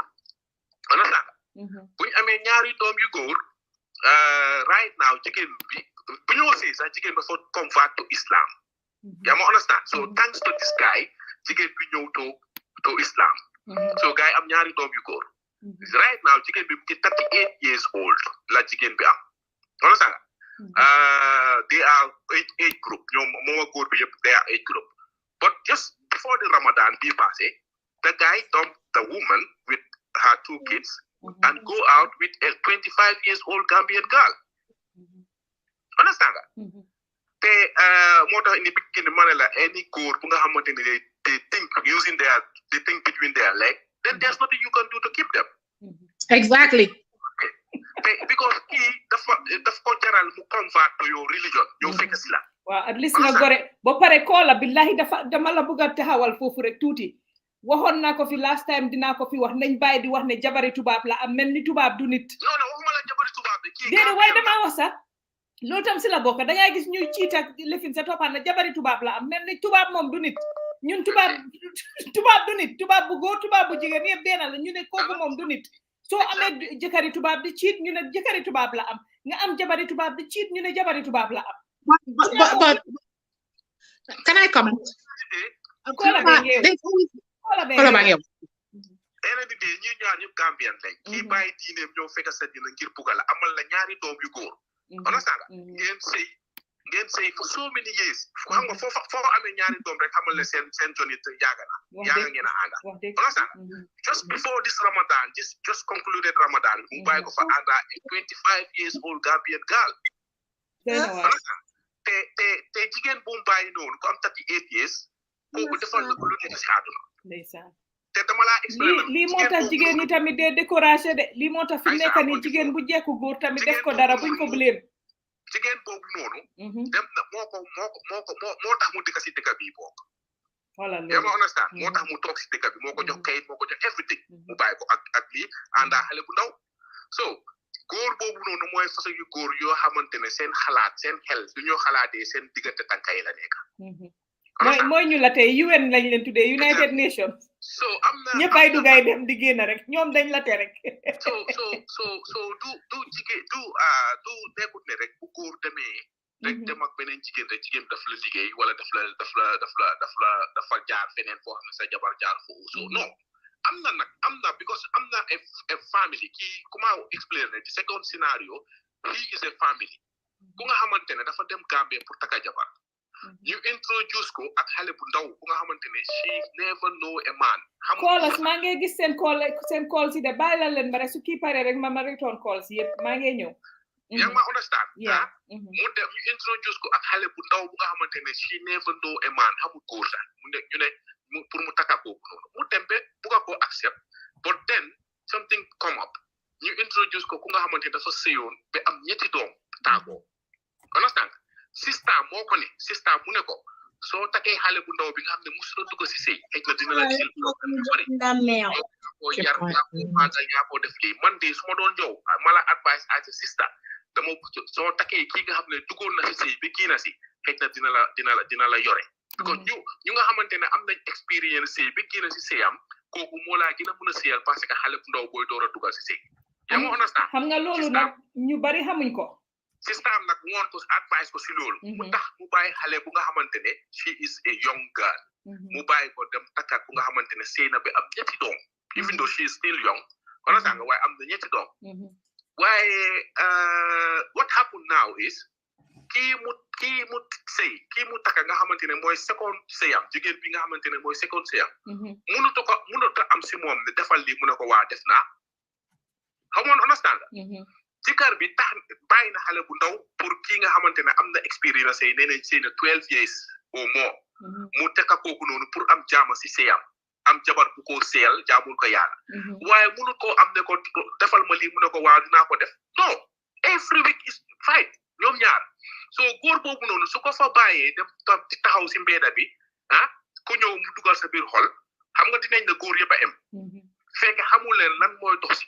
kiram ak li ko naxari moo tax wax nañ ko fi definitely boobu tamit moom wax nañ ko fi exactly so muy jigéen muy góor dañ koy jox jaama jigéen dañ koy jox jaama definitely waaw it's two sided coin nga maama lingeer lan moo gën a métti mooy tey mën a yow suñu dëkkee doon ci kara jabar ñu ma jotee yow tey nit ñi ñëw suma kër duga si fekk maa ngi yugu sa kaw maa ngi laa saaga o maa ngi fekk sa kaw nit ñi bëgg a draw that judgment on that spot they may make a mistake because borom lal bi moo xam mbaati la am du dëgg man lu ma conclude mooy góor lu mu def suba ba guddi bi suba moo ko tey xam na lu moo def okay Pa Ous du nangoo Pa Ous du la support si loolu de waaye mooy dëgg góor daal man daal dama ne góor nit sax jigéen muy góor ak nit a noppam lu mu def suba ba ngoon moo ko tey lu ko neex la waaw nit ki moom mënut a toog ne man dañ ma liggéey ak man dañ ma influence ak yu kenn xamut loo def suba ba ngoon mag bu toll ni yow magum jëmma yaa ko tey kenn defaru la ko tey gis nga lu ma conclure rek mooy gis nga ci góor bi ma la last explain ku nga xamante ne bàyyi na xale bu ndaw taka ku nga xamante dafa sëyoon ba tas te mënut a am si moom ne ko mënut a am si moom benn one week pleasure góor bi ma laa wax ne mënut a ciit mënut a déet mënut a ciit mënut a nekkaale sax ndeysaan lii la ñuy wax ni amul koota amuñ mbaam léegi su yàlla defoon mu ñëw tasee ku nga xamante ne góor yi taxawaalukat la mu génn di taxawaal ñu fekk ko si meeda bi buy ceesantu dinañ na ko yow yaa ngi xam sa jabar mu ngi nii mu ngi naa fekk xamuñ lii kii lu ko génnee si kiram onakaan waaye luckily ci góor bi cee sax la mudut ndeysaan billahi so end of the day man daal foofu laay conclure may ñeneen ñu dugal góor daal lu def lu ne moo ko tey xam na ko du affaire liggéey de choice am la make thank you so much ma jël yeneen caller yi Pa Ous you can comment whilst ma jël yeneen caller yi calls yi bari na nag I'm trying to return the calls man li brother bu wax noonu si caller bi I quite agree ne góor ak sagoom ak ni ko yàlla bi nii lu mu def rek moom la neex te xam na li moo def lan la waaye I was talking on both sides of maaleykum salaam okay beneen caller ñëw na ñu jël call si fi mu nekk Pa Ous yes caller go ahead jërëjëf Ajaratu ñuy nañ leen bu baax di rafetlu programme bi jërëjëf waa mu ngoog di congratulate tamit Mohamed Dia si li ngeen wax ñaar fukki at ak juróom si siyam moo jabaram macha allah moom koto buñ xam la rakaam yi moom ñoom bokkoon nañ classe muslim high ñu yaaga koo xam na si nit ku am fulla ak fayda dama dee wax ne Mohamed Dia comme Youssou Ndour in Gambia ko Youssou Ndour bokkul si ay détail du tontu Dia it noonu la mel waaw nit ko jox boppam cër la ñu ngi ko congratulé bu baax moom ak jabaram ak famille am yëpp macha allah la nag mun nañoo wax ne jabaram contribute na si success am ndax Mohamed moo start it was a small business waaye tey alhamdulilah rabbil alamin waaw waaye nag man dama di wax ne tamit ne dafa am loo xam ne su nekkul si nit ki rek loo am jabar ju baax loo ko mun a am nit ku nekk muy góor muy jigéen fekk fulla ak fayda ak jomale sa boppa def yenn yi nekkul ci yow rek li nga bëgg a am doo ko am de definitely wax nga wax bu am solo fulla fayda ak jom ak ngor si góor dafa am solo torop loolu mooy ali kalaj bi waaw su nekkul ci yow nag jabar joo mun a am nu mun a mel rek loo bëgg a am doo ko mun a am na góor yoo xam ne dañ dëkk nañ si takka fase waaye nag they are successful in their business and their work xam nga loolu kon mu ngi wone ne nekkul ne nit ki su jabaram rek moo ko mun a jàppale dafa am luy nekk si moom mooy laa wax ne jikko yooyu noonu su nekkul si yow qualities yooyu su nekkul si nit ki muy góor muy jigéen ak koo mun a nekk ak koo ñoo mun a àndal rek doo mun a def waaw ñaareel ba mooy néewul ne tamit ne góor boo xamante ne commencé nga jigéen ba dara amul dara nga dem ba am rek taka keneen rek amuloo ngor mi te danga ko bikriye déedéet loolu sax diñ ko waxee noonu sax because loolu mooy liñ doon wax ne mun naa nekk waaye dafa fekk rek comme ni ñuy wax yow ka fa jiitu nga jox ko cër teg ko place am woon kay ñëw tamit kay ñëw nga ne ko joxal kii cër jox ko place am teg ko fi mu toll waaw lii laa bëggoon a wax ne waaw mu ngoog dangaa sagal kooku noonu teral ko ba ku ko gis naw ko nga xam ne ëllëg soo lemee taka keneen sax dinañ ne waaw waaye am taka nga xamante ne ba dara amagul dara ngeen koti ba yàlla ñëw you know nga ne ko fa nu xax ni yëkka bu naxari dem isi keneen defal ko lu nekk loolu moom du ngor waaw so yooyu daal mooy yi nga xam ne différence yi nga xam ne moom la bëggoon a sànni rek si kaddu bi waaw muy lu am solo nag programme bi ñu ngi leen a gërëm di leen sant bu baax jërëjëf wala wax nga fi lu am solo parce que am na jànxa bu ñëw fii wax na ko te jigéen ñu bari loolu la ñuy jooy ne dañuy door a seen jëkkër yi ba dara nekkul dara am na koo xam ne di jàppale jëkkëram di ko dimbale si school fees muy fay university di fay yëpp moom mu bàyyi school am ak yëpp di dimbale jëkkër ja ba jëkkër ja graduate sala ko gi ja gis keneen ka ba jëkkër ja graduate ba am liggéey bu baax sala dem taka keneen teg ko si kawam ba léegi moom amatul jàmm si sëyam keneen ka tamit ñu nekk fii Europe bii ni di dajale di sampa seen kër fale Gambia ba mu correct mu pare dem Gambia taka xale bu ndaw dugal ko si kër googu yow yaa jigéen ba liggéey kër googu ba léegi jigéen ja tegu tànkaam si kër ga nga tegal ko si fase parce que jigéen ja xalaatutoon ne ëllëg dina ñëw ba yow nga orma ba nga xam ne kër gi man xalaatuma si def man suma tuur parce que maa ngi ne suma jëkkër ñun ñaara ko bokk dañ koo liggéey suñ famille lañ koo bilal so definitely am na góor yoo xam ne si ñi ko sañ a wax tamit war nañu góorgóorlu bu baax di am ngor parce que li nga ko waxee jigéen bi boo ko fayutee fii sax di nga ko fay àllaaxira parce que wax digga neex yàlla ku jël ñaxam di la ko jox wala di la sëyal di la jàppale si kër gi pour yow ngay sampa Gambia di teg ñu na sampa nga pare yow kooku noonu nga or ko def ko lu ñaaw lii tamit wax digga neex yàlla li jigéen yi tamit di dunda métti na soxna si yonent bi daf ko wax yonent bi moo wax ne góor guy toroxal jigéen bunti àjjana sa doo ko gis allahu akbar moo tax ñu dem benn jigéen boo meree sa jabar sa ñu ne boo koy dóor sa musóoram sa war tarot xam nga ne loolu mooy ne yow dafa mel ni danga koo raay rek waaye waruloo koo dóor waaw kon nag moom jigéen yi moom nañ leen jox cër rek képp ku bugg a dem laa wax de góor ku bugg a dem joxal jigéen cër wax dëgg man de gisuma benn góor buy tarangal jigéen di teral jigéen ba dellu gannaaw gisuma ko fenn danga man jigéen góor yi ma gis yëpp si àdduna ñu taxaw tey ñu leen a coow di wax seen tur boo seetee si gannaaw cëral nañ si ndey bi leen jur cëral nañ jabar biñ di wala jabar yiñ denca buy benn jabar buy ñaari jabar jigéen ñooñu cëral nañ leen teral nañ leen man mosuma gis góor bu jël jigéen di ko cëral di ko toppatoo li war yëpp si moom ba nga gis góor googu dellu gannaaw man de gisanguma ko si kaw àdduna soo leen ko gisee ngeen def ko si comment section dëgg la loolu mooy dëgg yan nañu si yàlla gën a xiir rek ñu gën see góorgóorlu rek waaw ñun ñëpp na seetaane na bari na doole waaye dañ leen góorgóorlu rek waaw waaye thank you very much jërëjëf Kola thank you so much very much thank you Pa Ous dugasil foofu noonu ma continuer di seet fii Kola si bala ma rek ngeen koolal back because bari na ba nga xam ne fi mu nekk xaw naa réer man mënuma disagree with both callers li fi gaay wax yëpp foog naa dafa summarize all that we are saying lépp difference bi yëpp mu ngi nekk si jikko yi ak si ngor yaa because nit ki sa ngor rek moo la mën a may nga fàttali ak nga feccali te ñu ne couleur xam nga kanam lay féetee ba pare ni ku fàttali ma nag balal ma rek Pa Ous Emma Fatima Yaye Njog bala ma nga call si number bi ma def nii si screen bi suma beneen téléphone bi suma doom bee ko amee soo mënuma koo use bala ma rek nga call si number bu nekk si screen bi ma mun laa jël Pa Ous continue waaw so foog naa ne lu ñoo wax si góor tam yëpp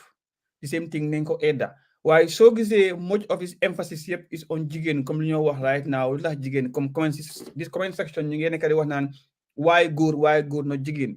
because foog naa biñ fi dooree wax naa ne jigéen mooy yar mooy pass on jikko ba pare jigéen mooy run home tamit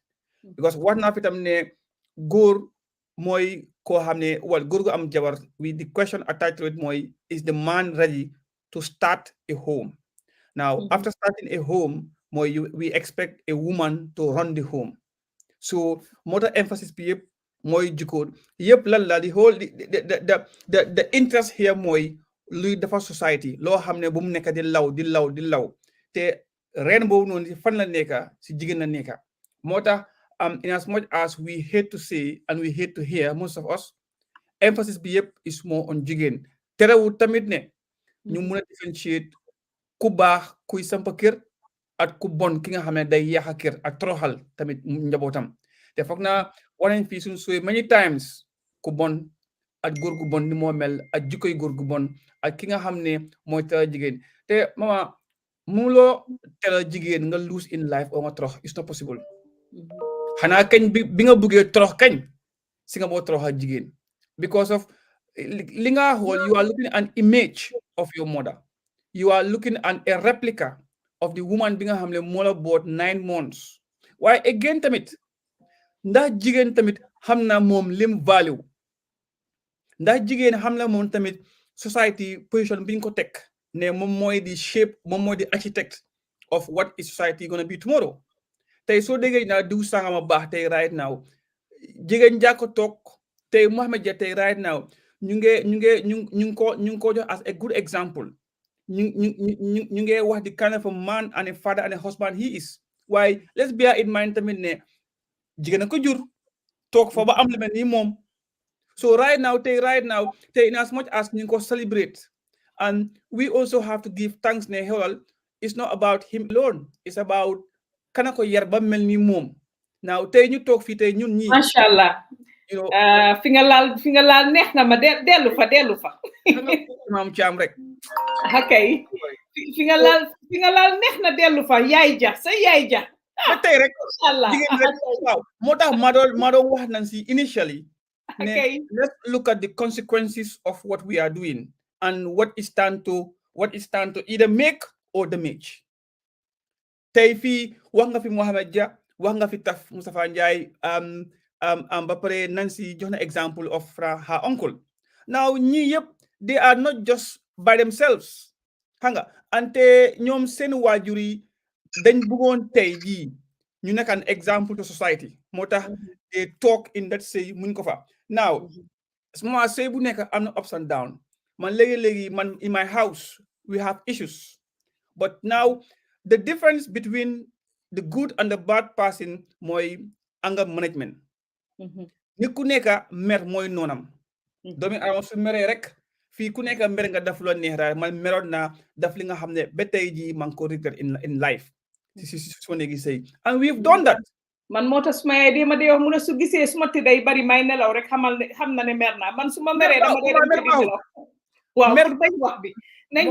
sa jabar dugal na ñu jël ko ñu continuer ko kan la ma jabar kan si jooy la allo sa jabar bi nekk Sénégal wan foofu faral Sénégal asalaamaaleykum bat bi deena waaye asalaamaaleykum maaleykum salaam tey na suma yaayee duga nag déglu leen ko chéri Ous bang lay ziar mama li ngeen sama doom nan si yéen ñëpp ziar naa leen di ko kontaan trop ñu ngi lay delloo ziar macha allah fa tubarfakalla ndax defe naa ne c'est très très bien suivi et le sujet est très très intéressant merci di am tuuti kàddu yu ma ciy sànni parce que dama ci gis ay commentaire ak ñu ci wax ci góor ñi ak ci jigéen ñi man ñaar ñëpp lay boole ndax boo jigéen jëlee sa jabar ndaw téye ko ba dara dul dara ba yàlla indi dara yaakaar naa ne da ngeen ko war a bokk suñu listam nag ngeen terew ñu ñaari jabar ñetti jabar wala ñeent ndax moom la ñuy yàlla séddee waaye tamit dafa am suñu borom lu mu ci wax listam lu mu ci wax macha allah nga mën a yor aawo mën a yor ñaareel te yemale leen mais góor ñi defatuñu loolu nee naa leen fi mu ne jigéen bu feebar bu am cancer góor la ko teg bu am goiat xaw ma nuñ koy waxee ci yéen góor moo la ko teg ndax ñoom ñëpp ñu ngi misère ci biir kër yi ñu ngi misère ndax toroxal yi leen di góor ñi di toroxal ndax jànq am benn jànq bu bees toroxal sa jabar mais sa mucc du rafet mosuloo gis jigéen buy toroxal góor nee naa la góor gu mu mun jigéen ju mu mun ci doon góor toroxal ko muy yaay muy sa rak muy sa mag bu jigéen muy sa jabar sa mucc rafet amul ndax di ngeen gis jigéen ju góor bu am ba tubaab fa macha allah ñu xëy ne kii day ay affaire am yàqu na gëstu ginnaawam xool kan la ma soon toroxal ban jànq la ma soon toroxal muy sa jànq rek kese dañ daan wax naan jigéen bu la ñaanee sax bul tas yaakaaram wala ne woon may ma 100 euros yëkkati 10 euros jox ko ndax bañ a tas yaakaar moo tax lu nekk di leen dal dama koy wax ci côté jigéen ñi tamit boo amee sa jëkkër toogoo fanaanoo di dajale ay dërëm ak ñaar dërëm samay doom sama sampa ba may sampa Banjul sama sampa ba may sant Dakar lu nekk nga du bataloo toppatoo sa jëkkër lu la darit ci yow la ndax góor sang la jëkkër sang la dañ koy toppatoo léegi di toppatoo jëkkër yi nañuy toog di naxtaan ak seen jëkkër nañuy toog di waxtaan ak seen jëkkër yi di kaf di foo di ree defe naa loolu moo manqué communication moo amatul ci sëyu xale yi léegi communication moo ci njëkk manqué góor ñi nañuy toog di dalal seen xelu jabar yi di waxtaan ak seen jabar yi dëgg la liggéey neex na xaalis neex na jigéen neex na de ngeen dem doxaani neex na de mais toog leen di waxtaan ak seen jabar yi ndax jigéen lu mu am rek bi këram la ko dugal jigéen su bëri jigéen ñëpp na di nga xëy jëndal sa jëkkër tubéy jëndal yére joxe ñu lekk dem def course ne sa jëkkër ko def gis naa jigéen ñoo xam ne dañuy meublé seen kër jënd seen waaye sangu seen wetu xarit lii danga sol lii kay sama jëkkër moo ma ko jox kado nangam furaas moo ko jëndal boppam ndax sax kon góor yi ñoo war a changé tuuti seen àddina changé na ñuy doxee nee naa leen lii àddina yàggul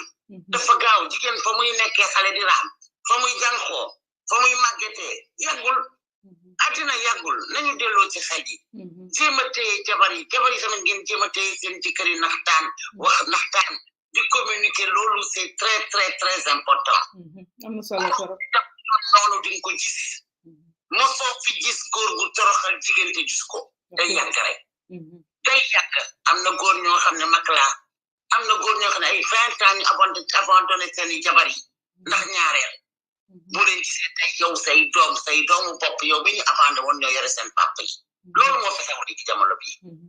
doom yooyu tey nga xam ne dañuy abandonné woon seen yaay ndax ñaareel ñoo yore seen baay ndax lislam dafa ne yëkkati leen si téye leen seen jabar yi comme ay muumin lañu téye leen seen jabar yi bu leen tàngal seen islam ne ka gën sa góor yi mooy ka gën si jabar yi ki gën si jabaram ki gën si jigéen wax dëgg góor bu fi defal jabar gis ko de góor gu fi sang susura jabaram gis ko ñi fi réussir yëpp sànq li nga wax mama mooy dëgg ñi fi réussir yëpp tey ci góor xoolal ni ñu àndal xoolal ni ñu def seen jabar yi xool leen ni ñu def seen jigéen ñi xool leen ni ñu def seen ndey yi loolu mooy réussite góor loolu mooy garlaaju góor nee naa leen du sëriñ du dara ndax sëriñ bu mu ne ba mu antu yàlla ne dañ fay jaar nañu bàyyi nañ ma liggéey nañu bàyyi naan jigéen ba dafa liggéey suma jëkkër kenn liggéeyul kenn góor lu mu def foo ko tey kenn liggéeyul kenn ndax liggéey bu la jàppe yàlla ne lii dina la dal te ñu gëm yàlla danga koy gëm te wóolu ko liggéey ñu seen jëkkër yi ñoo tey ci def te ku ko ci def gis ko man daa nan lay wax ni di ko daanelee sama gàddu da ngeen war a muñ waxtaan ak seen jëkkër yi boo leen demee nag góor ku ciy góor dem ba mën a tootee jabar bu ko toroxal waccal mu dem ngeen waxtaan mu dem nga dem ngeen xam ne njaboot yi yéen a ko bokk te njaboot gi dañuy màgg ëllëg ngeen baal ma dama ne woon tey naa ci dugg waxtaan ci tuuti ci sama tiimu doom bi ndax vraiment jaral na ma ko mooy yéen ñëpp yal na leen yàlla jàppale boo leen bëgg a yegg yàlla na leen fa yàlla yeggale ndax seen émission yi neex na macha allah et c'est très très bien suivi donc di leen jaajëfal merci beaucoup et gros bisous allez au revoir ok au revoir kooku nag di suma yaay gis ngeen tey moom tey family affaire la Pa Ous waaw non mama mag jar naa bàyyi si kër waaw te wax na waxi mag te gis na lum eda nii ñun in the diaspora mama ñun these are things we need ñun fii dañ sëy yoo xam ne sëy dañ daje rek xamante wuñ fii nii xëy na mbokk sax dañ xamante woon many years ago but fii nii suñ problème si yëpp léegi naa tax muy escalate yëpp amuñ mag yuy toog di waxtaanaa ñun o suñ ko amee tamit kii yaa ngi si like far away jot amul pour dem waxtaan yi nii te soo gisee diggante Gambie Sénégal tey sëy daan yaaga di barke su problème amee rek dañoo toog rek waxtaane ko mu jeex tak ku nekk ñu jox sa digga mu dem right now lee xapunte right now waaye tamit again wax nañ lu bari si jigéen lu bari si góor right now but in the end we are the ones to make a choice ñu ne yàlla bàyyi na di wàcce yonente waaye wali wi ba tey ñu ngi juddu now the question mooy ban jigéen tey moo boo jur waliw you know waxuñ ne nga jàngul sa boppa waaye tamit fan naa tamit yàlla wone tamit alxuraan ne su doon ne doomi aadama na dagan pour mu suyotal doomi aadama ni kon jabar mooy suyotal jigéen loolu rek si ñi nga xam ne xam nañ déggin o jàngeen alxuraan war nañoo xam kon that individual bu ñoo wax naka la maxaamaam toll but the bottom line tam mooy again and on a final note li ma wax rek mooy ne ñun ñëpp ay xale lañ suñ say xale lañ am right now fii ñun ñëpp we are all within 40 years old or 45 years old right now but we are still young now it's up to us now to decide what kind of life do we want right now ndax boo nga dëkka di eew bu suba in soof nga wax alhamdulillah malaika di nangu ci yow in soof mu laa jox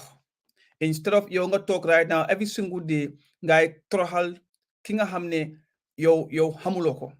yow xamut la waaye ni saan jikara moo bon rek ñëw toppal right now la wax naan suma jabar baaxut suma jabar ku bon la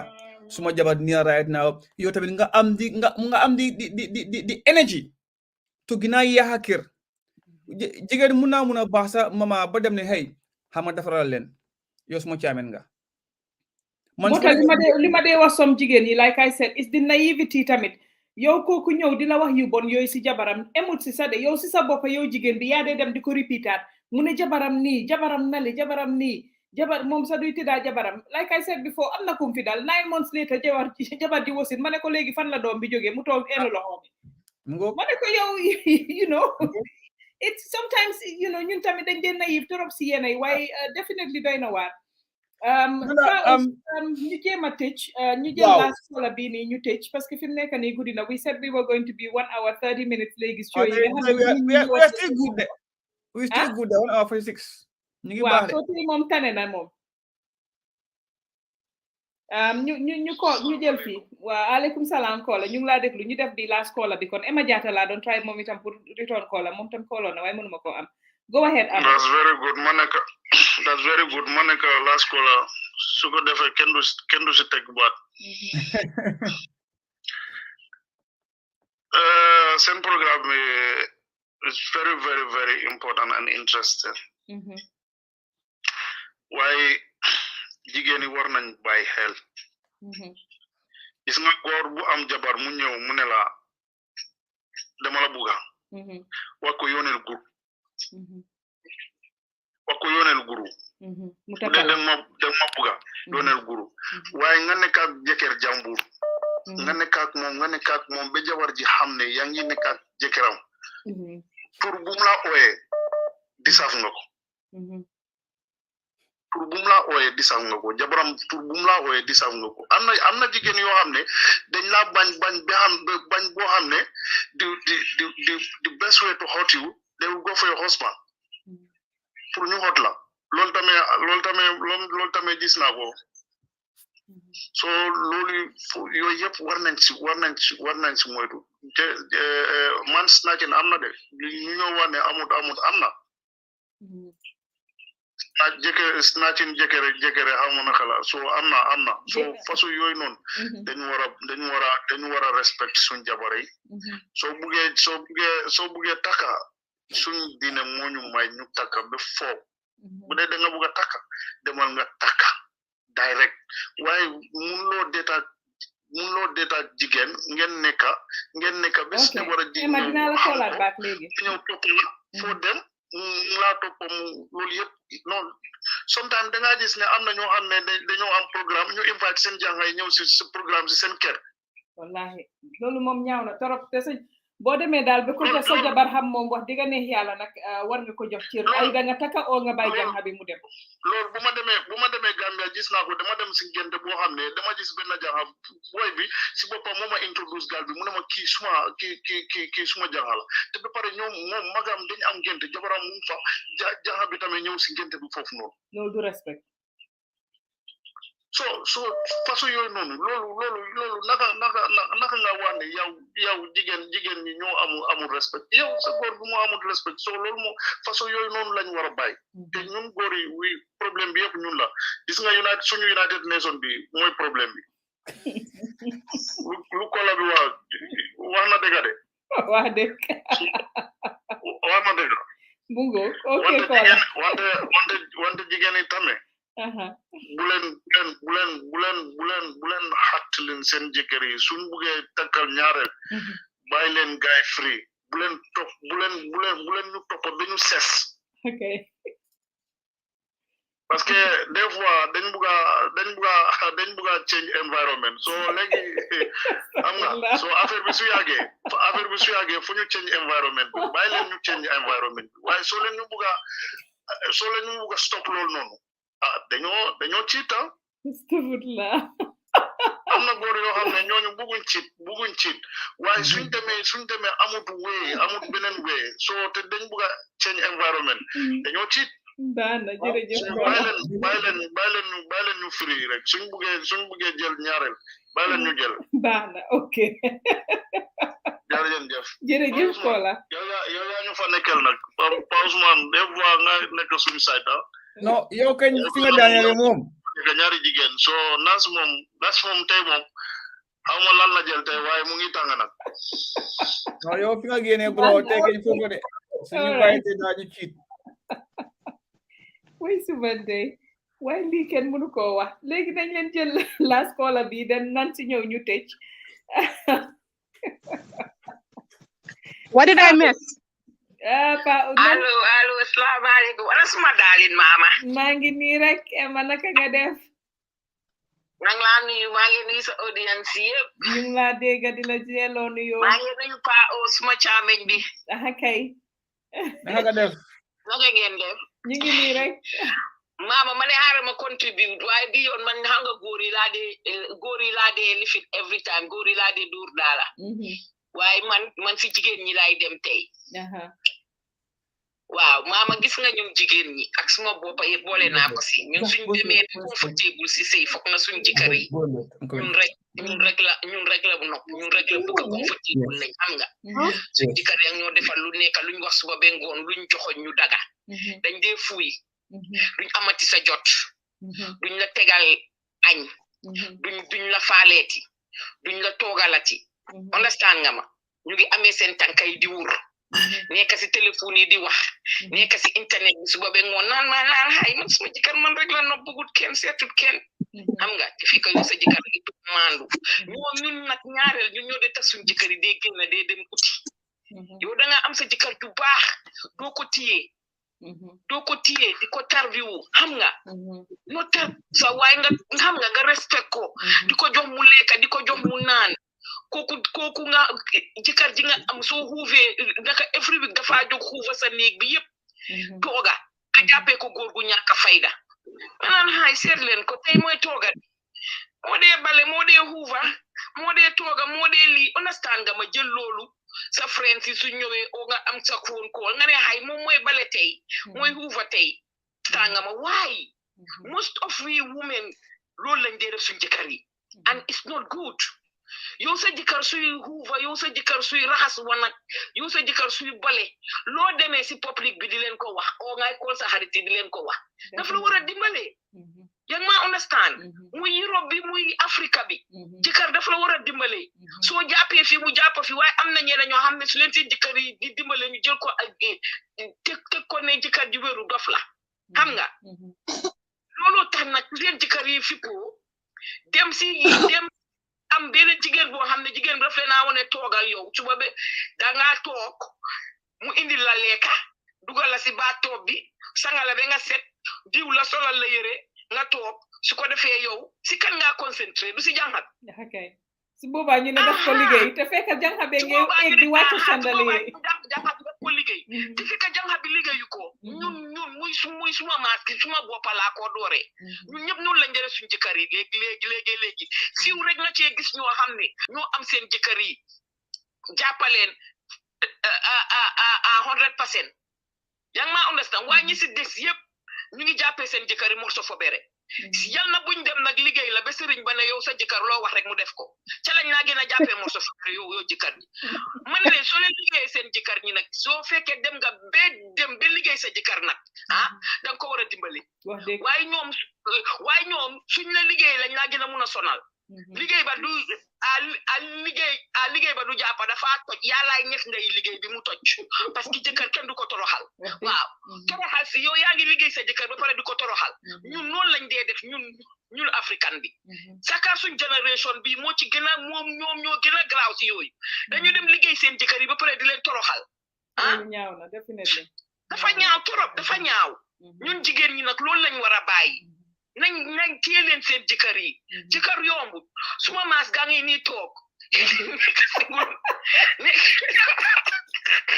nekk singul te su jëmee ba téye seen jëkkër yi ngeen naan ñun daf ko liggéey bi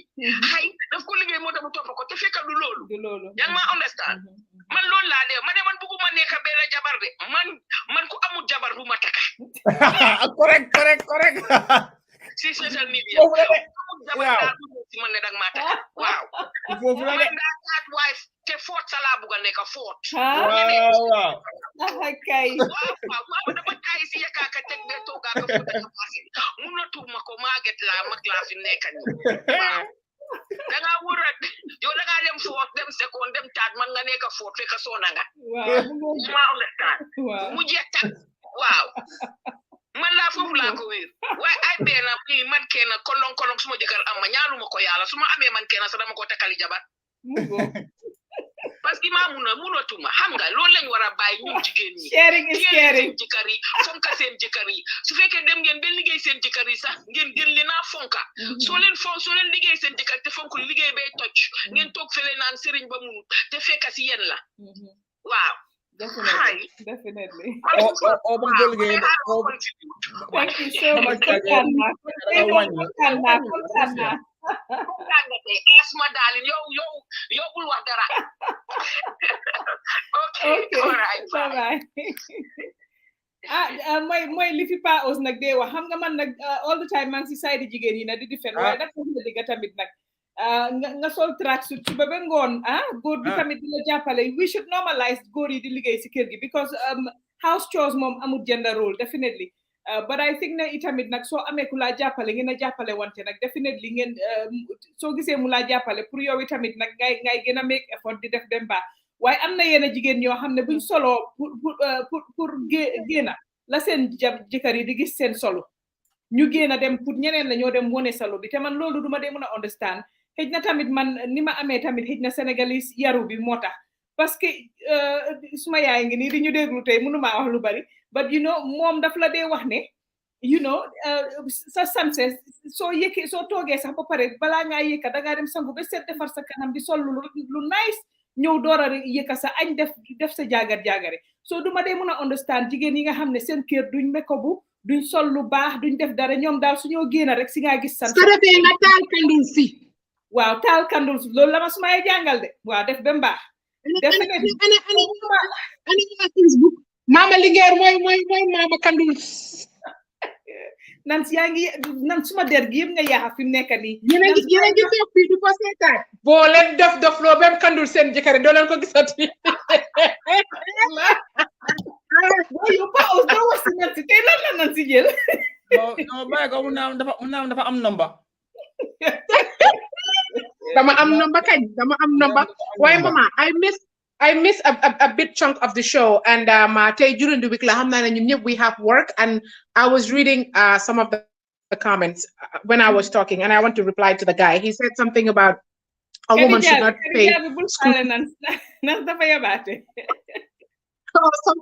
Something along those lines. Am na jigéen ñu bari Gambia ñoo jàpp seen sëy ñooy toppatoo kër gi ñooy fay bills yi ñooy def lu nekk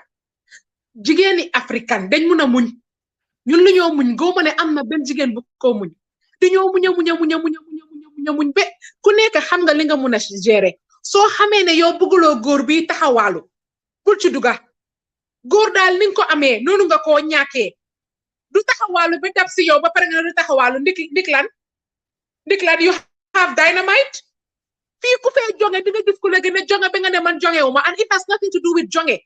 When men are players, they just players, period. It has nothing to do with the woman. I'm not giving you a candles from Nekani. Jaco ngangi ni ma dafa jóge Sweden ba Gambia laaj ma lu la esul yobal candles So smoke pot bi mama si de japp blame her. She's the problem.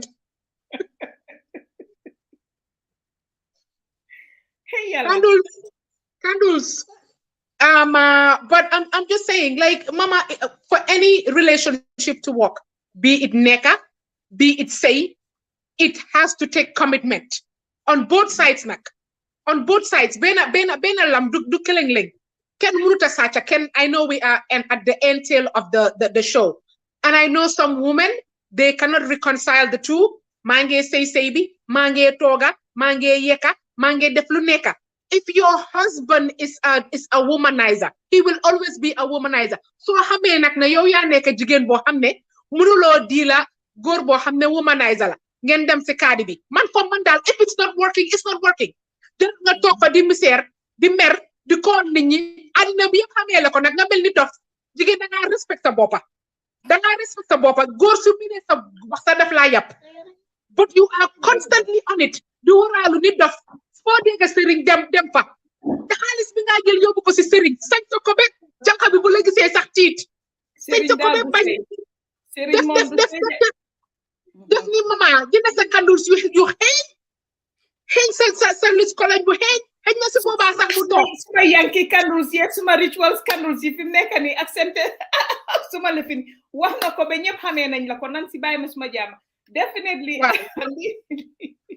Patso, go get some. You need that. Head bu neex mom, it's just what it is. Nan Skyler ñu tej nak fi nekk ni te nga bay waxi kandul si ngir yalla yonent bi. Tejal legi dañoo delu wat to the subject ndax goor mun nañ ko sacca tejale fofu. Ndax jigen mun nañ ko sacca tejale fofu. Ken munu ta sacca ken magum jëma ponkalum jëma anda ñaari no fa ma butam sacca dem fan. Kuñ sàcca yow la neex yow yaa bëgg ñu sàcca la góor yi su fekkee dañ jël seen boppa saam leen ni géeja ya sa maase nañ la sàcca ba sàccaati la fii kenn mënu fee sàcca every decision that these men make is because they want to make it loolu laa bëgg ñun ñëpp ñu understand especially ñun jigéen yi when a man goes after another woman it's because the man wants to go after another woman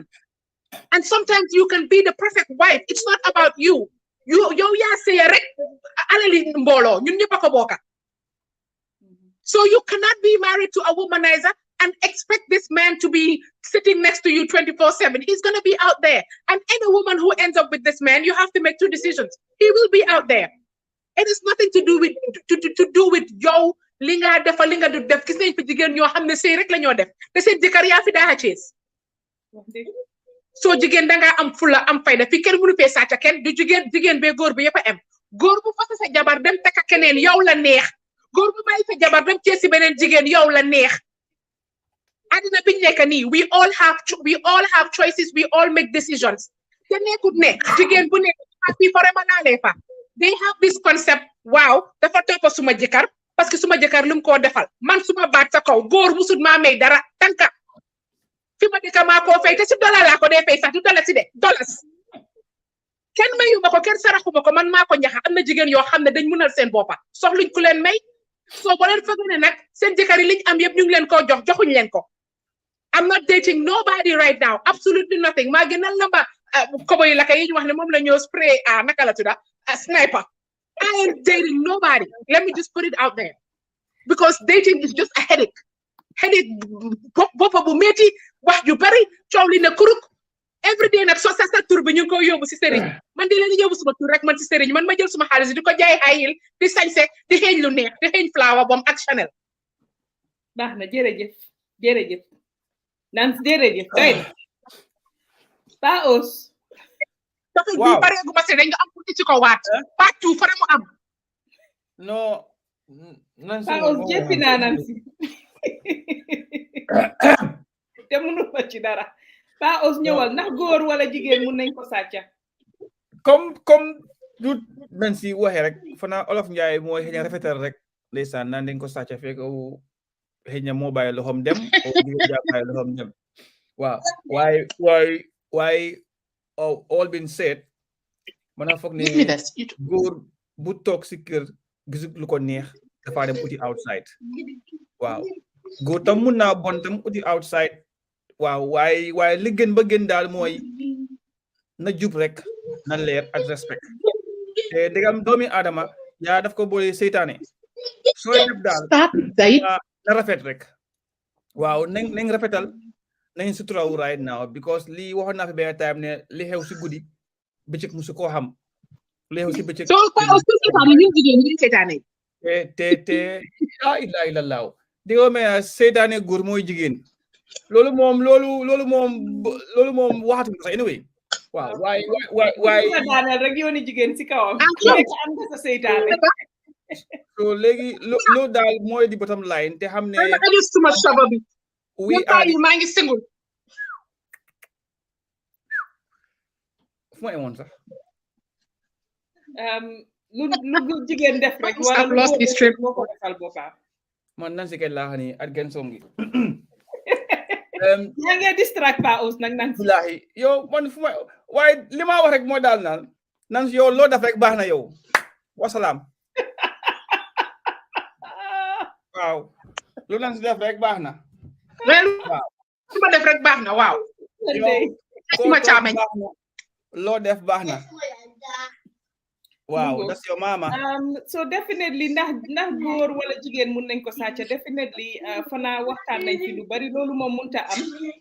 jigéen dafa fekk sonna dafa fekk muñ na ba sonna munatu ko mu gis leneen lu gën mu dem jigéen góor yi tamit boo gis xëj na moom i tamit muñ na ba sonna wala mu bëgg a or like I said it goes both ways nga bëgg a or nga dem wala nga bëgg nga xam ne lii moom mënatuma see toog nga dem so definitely kenn waruta lefin waaye itamit li ñoo wax always rek mooy war nañ di jiital tamit paos yéena yi boo ko bëggee def sax nga xoolaat gannaaw jiital yërmande jiital ngor xalaat démba xam nga ndeysaan anti Eva yal na ko yàlla yërëm te yixee ko xaw ma yal na ko yàlla yërëm oyofal suuf si kawam sax laay wax parce que gaañu na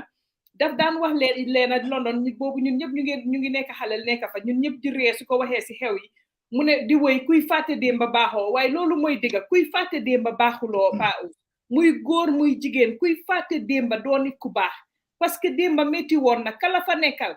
démba métti woon na la ngeen daj démba métti woon na fa ngeen toll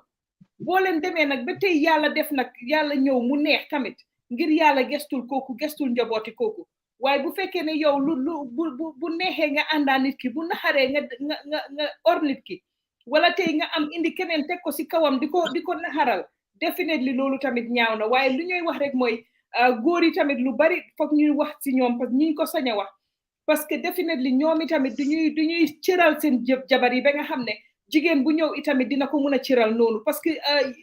jigéen ñi tamit ñun si suñ boppa war nañ di cëral suñ boppa man soo demee si biti ba lu la fa neex nga def fa waaye duma dem di koolante jigéen boobu di wàccee suma boppa duma dem di xulooye jigéen boobu di wàccee suma boppa soo ñu ni tamit war nañoo jox suñ boppa cër lu nit ki waya di yow bu mu la dugal si waya di ba nga xam ne yow di nga wàccee sa boppa di xulooye jigéen di def du kenn xamul parce que sa moromi jigéen boobu noonu lam koo wax ak lam koo fenal si yow loolu fa tege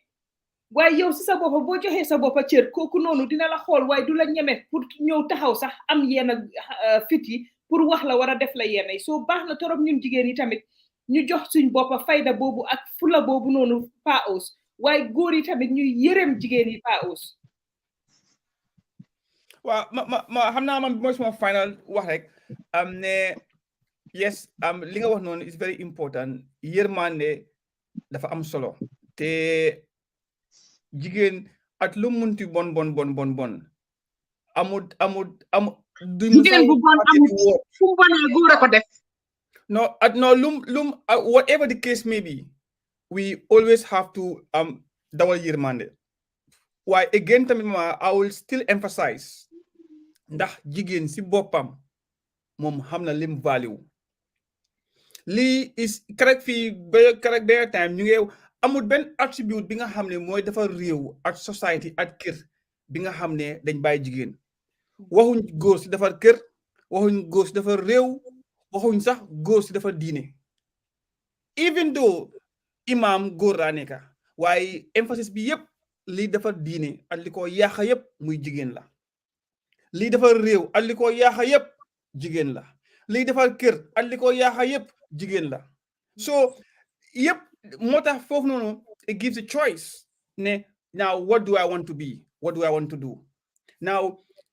jëf ju bon diggante doomi adama at yàlla lo neex naa lo du problème. Now but sa diggante at nit sax suturawul. Now jigéen nag mënta téye góor amut jigéen dafa teewuloo ko amewuloo ko xaalis munewuloo ko sa cabinet munewuloo ko saal jegewuloo ko. It's not possible. But that is the nature of man. Why tamit yow the man bi nga xam ne you've been given the well, okay, yeah, kamulati, that doesn't mean you are at will to go and disrespect society, yourself, and your family. Definitely. Because lu nekk dafa am time at waxtu. Man waxuma passé naa ko rek, but there was a time we enjoy janghantu because we think we were young. Because soon friends yi so ana xayit boo xam ne amu jëkkër amu jabar we play along, we go to club. Bilay aji gar mi daal tëj na wax bi mu ne ku ci sey ak soroor ba sa Tuuba na la óor ne daal dina bali taalibe yu koy ziyaare. So on a final note pour affaire si mu match. Yes. Xamee ne lu bon moom mënut a ñàkk. Xanaa kii te xam naa ne one thing mooy temps yi single boys yi nii moom jaru ñoo nekkal anyway amuñ dara pour joxe. Waaw amuñ dara amul nix lañ amut. Waaw léegi. ñu am jabar at xëy na ki am jabar li moo daw ki am jëkkër loolu la moo daw yéen a em. Waaw am ngeen classe waaye yow mu amul jabar soo nekkee xale ndaw bi oo ñu weer la gisa mas Nancy kum nekk sa jëkkër tey nga dee Facebook tey nga dee big time sax soo kuy utal ko ma sool na ma su ma nekkoon fii tey di jàngal Nancy nekku fii bu dellu see fii daal nag gis nga mama ku la sutut mun laa may kër. Okay, that's the truth. Xale góor yi hello hi how are you good morning fine cause ne mema credit I'll call you back later on or hi small food why or nangam ni. That's all they got. So at the end of the day it's a matter of mama the bottom line mooy nako jar ndax li ma def jar na ko ndax góor gi jar na ko jigéen jar na ko wax ma ama jigéen ñoo xam ne jaraluma suma jigéen di ma teg si cabinet di ma wax kii kan la ak kii ak nangam jaruloo ko. If I have to go to the extent of doing what I have to do, I will come as a man and stand my ground ne hey góor la am naa right dama ko def dinaa ko defee nga def ko ñu seet nga xam ne ku koy góor waaye laxa tegal su na téye ngay lay yooyu nekku jiko góor sax saay rek la. And at the end of the day tamit we are talking for the good of society. At the end of the day it's up to us as waxkat and as young people ñu mun a jur ëllëg ñi nga xam ne dañoo xoolee gaay comme Mohamed Jah waaye suñ ko fi defee suñ ko defee we have people like am naka kenn bëggut a am ëllëg ku nekk fi tey bëgg naa proud ëllëg sa doom ñu ko waxantoo xay doomi diw sangam la woon lu fi yaayam def lu fi baayam def right now lii moo am solo nettali te beyond all that ëllëg ku nekk di nga dekki ñu xisaab la sa jëf loolu moom mënut a jaas naaw moo tax na jëf na rafet su mënut a rafet waa nga nëbu ñu ngi toog fii right now de waxu ne def nañ ko defuñ ko de waaye kenn xamal ñu waaw sutura daal baax na torop ak itamit sax ngay xalaat ne man lii ndax suma ko nit defoon dina ma neex bu fekkoon du la neex bul defantee nit ki bul dem si sëriñ yaxa nit ki definitely yooyu jabar yi moom like we said jabar yi tamit ñoom suñ meree moom suñ déggee jàng xam moom ba mer moom kooku nga xam ne nekk naa diw sangam def na fi sangam yaxala ba doo jarati dara marti sereku naa sa suñ la fa tegoon doo jar waaye tamit nag ne yëpp nag comme ni ko Lamda waxee nañ koy def ak respect di ko teg si yoon itamit loolu dafa am solo ñun jigéen ñi si suñ biir ñuy xalaat because man li ma dee gis jigéen di ko def moromi jigéenam ñaaw na torop pa te dama la ko dee déggee la ñu waxtaan si because mënuma understand yow nga ñëw si sëyi jàmbur nga ne kooku danga koo randal génnee ko yow ba mu set wicc ak njobootam yow nga toog nga comfortable si loolu te yow ba kooku di toog di liggéeyee jëkkëram fekkewuloo ko nekkuloo fa definitely soo doon ñëw sax nag nga ñëw nga toog sa place am sa place waaye tamit nag bul jël kooku noonu ne yow di nga ko génnee si sëyam di nga ko naxaral ba mu jaral la nga koo sosal yenn sos yoo xam ne jëkkëram su ko gisee sax dafa mel ni butitam yi la gis man boobu definitely loolu laa di wax ne man boobu laa mën ta jël mama sa jëkkër su amee pot sax thanks Nance ñun te ñu ngi tëj si nii. Wow, c'est-à-dire su amee pot sax is it's not a justifying factor pour nga intervene li nga xam ne yow Fata Asuna moo ko di ko right now. Yes, even if you have to do it. boobu laa bañ nag ba pare nga proud ci sa boppa ne yow lii nga def sa moromi jigéen nga proud ci sa boppa ne yow you are comfortable ne kooku noonu daaxa nga ko njabootam wala mu ngi tumranke njabootam ba pare man ñi ma dégg si tamit ñuy sëya ay góor yoo xam ne ñu ngi toroxal seen ex yi di def seen ex yi ñaaw yow jigéen bi nga sëy di jàppale kooku sax muy toroxal exam fanaa war nañ daal di seet suñ boppa ñun jigéen yi man I support our women and I am there for our women but sometimes ñun ci suñ boppa ñooy suñ worst enemy because the things that we do to each other in the name of rivalry and all of this nonsense aduna duma ko dee mun a understand. Mama man suma gisee góor Facebook góor la ma toog ak jigéen di xëjaani seen sëy mais xaaral barki déema kii ma fan toroxaaj bee jigéen góor ci am right now waaye ñama no it's different and tey sax I was thinking ne we talking about that topic bi nga xam ne was on social media because man I believe ne ponkal bu em ni ponkalam toog after 45 years toog si di ko Facebook way nataal man I think ne well you should be doing this thing right now. Whatever one brings on social media, it's bound to be socialized because Facebook is a social platform. Mama man suma jabar luma ko jinal, luma ko may, luma ko daf, luma ko wax I lu nekk has nothing to do with Facebook. It's between me and my household. But recently I'm seeing some people, travel. Mom, the list of what people are showing now pictures is travel. Nobody wants to travel anymore. Besides, anyone can travel anymore. You go and buy a ticket, buy now, pay later. You spread the cost on 12 months. You go and travel anywhere you want in the world. People should stop having their marriages on social media. I must say, you fitas am na bu jugaat right now. Ka hof mo mujjé siiw neku jam jigut jam banta sakatuma jam sax. People need to stop. Sa sey sa jika soko nobe won ko si cabinet. Sa jabar loko may jox ko sutura motax ñu am saal ak cabinet. I'm not going to waste my time on social media watching people's videos li nga amé sa jabar. Hey, li ñu wan moy li ko wan to the wall, but li ko def ci kër gi, that is what I'm concerned about. Fi ku nekk ko gis naan ya baax sa mbokay suñ ko waxé ya baax. Facebook fi ni you can do anything you want. Ku nekk naan ya baax because dang ko may motax waaye ndax sa mbokay wax nañ ya baax.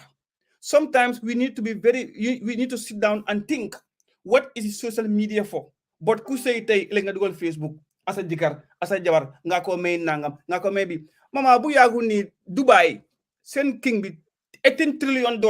deewut luñ ko suulee amu kees sax mala mu weex boo xam ne even the beggar su génne outside mun na ko am within 2 seconds. So what is this life worth? La jar ñëw sa jabar soo koy sagal sa cabinet ba sutural ko fo nga ko sutural su génne diñ ko ñee but ngeen toog Facebook toog ay seen dara yu am ni 20 meter haftaan ngeen toog di def nii yooyu neex na but ndax yéen nga sëy ba moo important te sëy yooyu yëpp countal 1 month 2 months 3 months dooy ndégaati lan moo ko fi jar right now. We have lives to feed in the Gambia and the world. Gis nga Ukraine, a country that was once very beautiful, tey amuñ dara right now. We need to be very careful about su ko election toogee naan waaw suma sëy bi yéen a ko tas déedéet ku dee si maasa yaa tàggee sa boppa. And it's happening many times. So you ma gisoon for the past 2 months Facebook ñu ko wane yëpp tey kenn ne mut ñëpp a waxaat ñëpp a noppi teg mama fi ni jaa ngi toogal seen néegi sëy am ñi wane lu amul de ku nekk ngi toog sa biir néeg at a value of wealth bi nga xam ne soo ko wanewoon tey ki wanewu ñi am nag du ngeen wanewu man suma xooti néeg moo toog nii I have my wife in here kenn musu ko gis right now. So why do you think ne yow sa jabar li nga ko may man awma ko? Why do you think your wife is more beautiful than my wife? Well, it's because I'm more wise than you and you are stupid because you come to show the whole world Claire suma jabar sëy nañ. At what age? 45 years old. Ñaka jom. Yow nga am doom yi am si papa. Nga am doom yi maybe nga am doom yi am si jabar. Doom yi am ni yow. Nga toog ñu la taka nga toog Facebook di ko wone. asa ñeki dom sa fo do de ko social media man si man day ñaka jom pause suma sey dama robo bu white honi moon de no legi fana Facebook moon la Facebook moon Facebook because it's enough na Gambia ñi am nañ dimbale ñi nga xam ne maa ñu ngi sona xool that police officer bu dee tooki dee maa ngi si Facebook was on Gambia benn jigéen she only needs $150,000 that's about £2,000 pour am hip operation amut ko right now Gambia yëpp asa or yu nice sa moto bu nice sa kër bu nice nobody in the Gambia can raise £1,000 in the whole Gambia oil jaliba nga set oil wise nga set may so our wealth is meant pour ñu support ñi nga xam ne amuñ mooy nga yaa dafa ne gis nga ñu si suuf o ñu si digga suñ xoolee ñu si suuf moom mu ci kaw daf ñoo xool yërëm ñu may ñu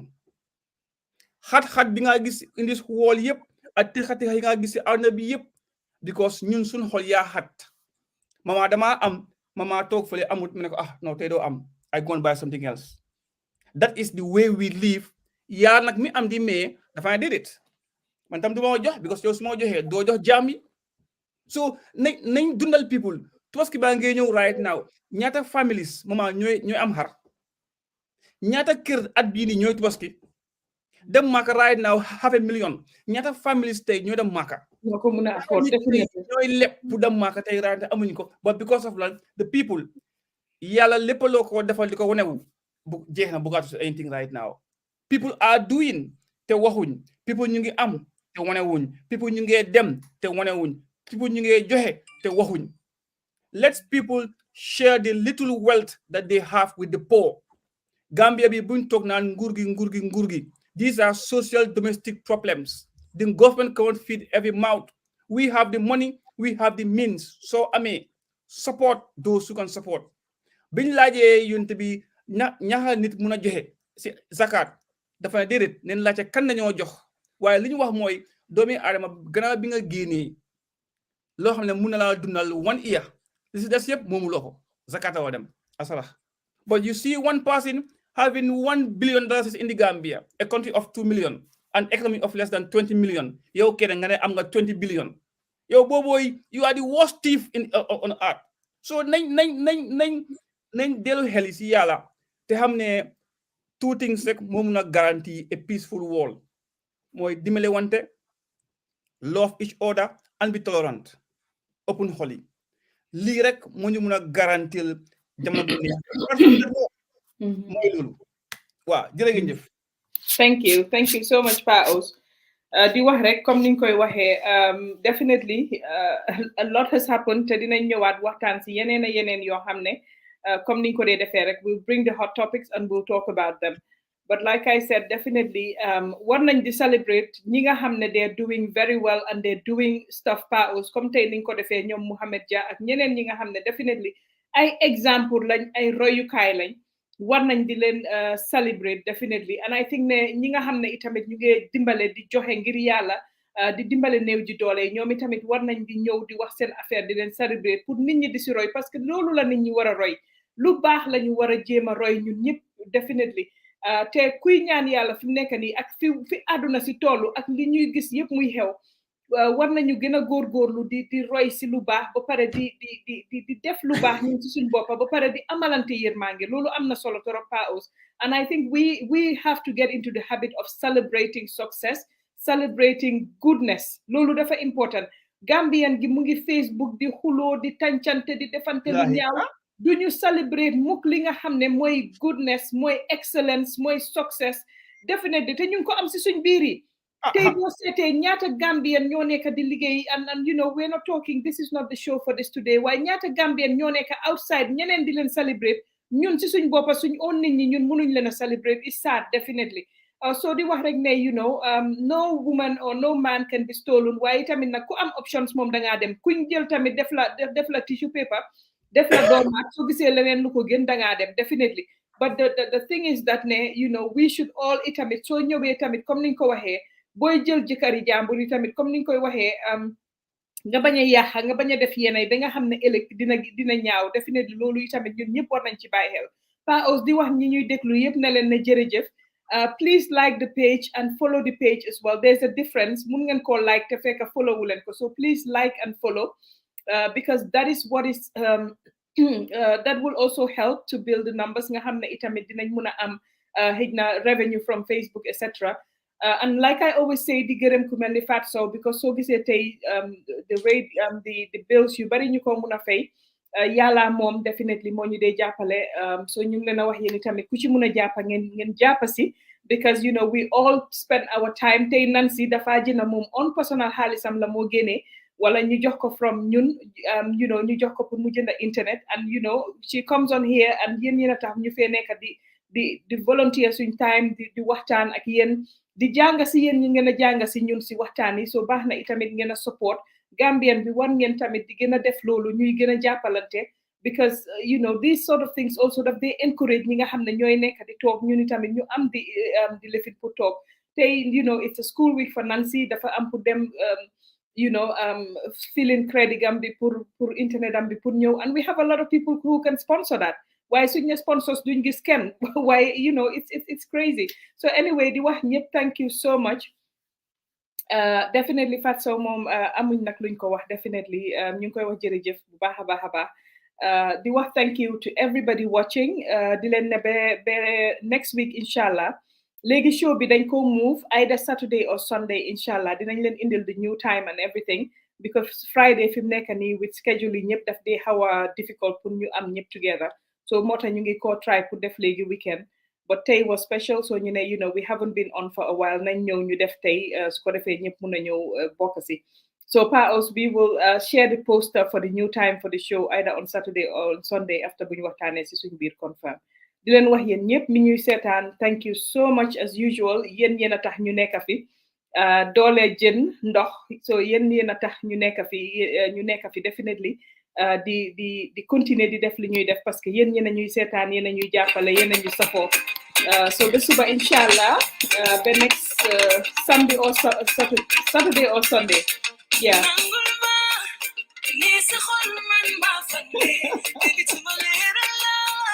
Paso ñëpp xam nañ ne doo fake account bàyyi noonu rek thank you so much so bu leen fàtte nag di dawalante yërmande nañu yërmante waaye di amante yërmande suñ biir loolu dina am solo trop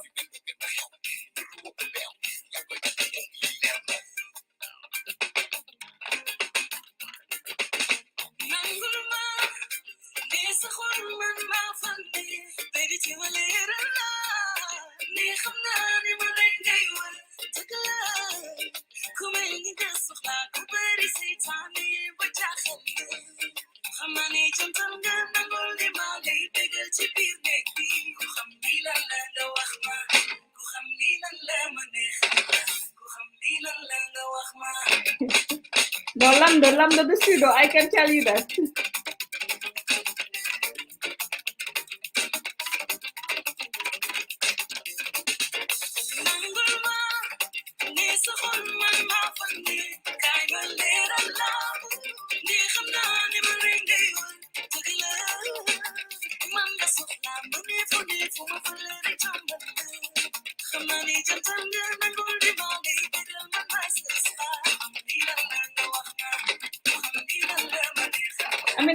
Thank you.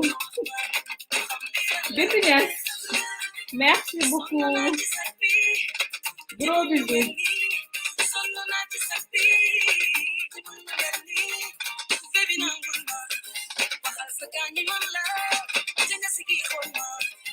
Aji Fatou jàpp ko rek ci repeat bi. Tey moom mis nga moom. Thank you everybody.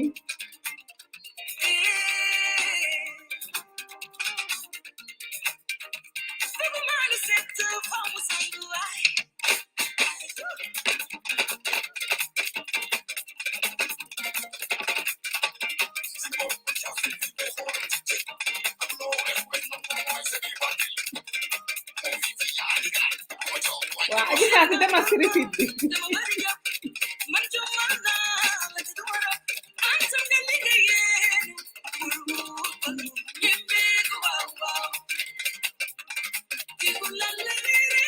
Lambda, thank you so much. Fatima Jang, thank you. Nubian, thank you so much. Nubian Afatso, ñom ñoy president, vice president. Wow, Lambda mo amé treasury. Thank you so much, everybody. Fatima Jang, thank you so much.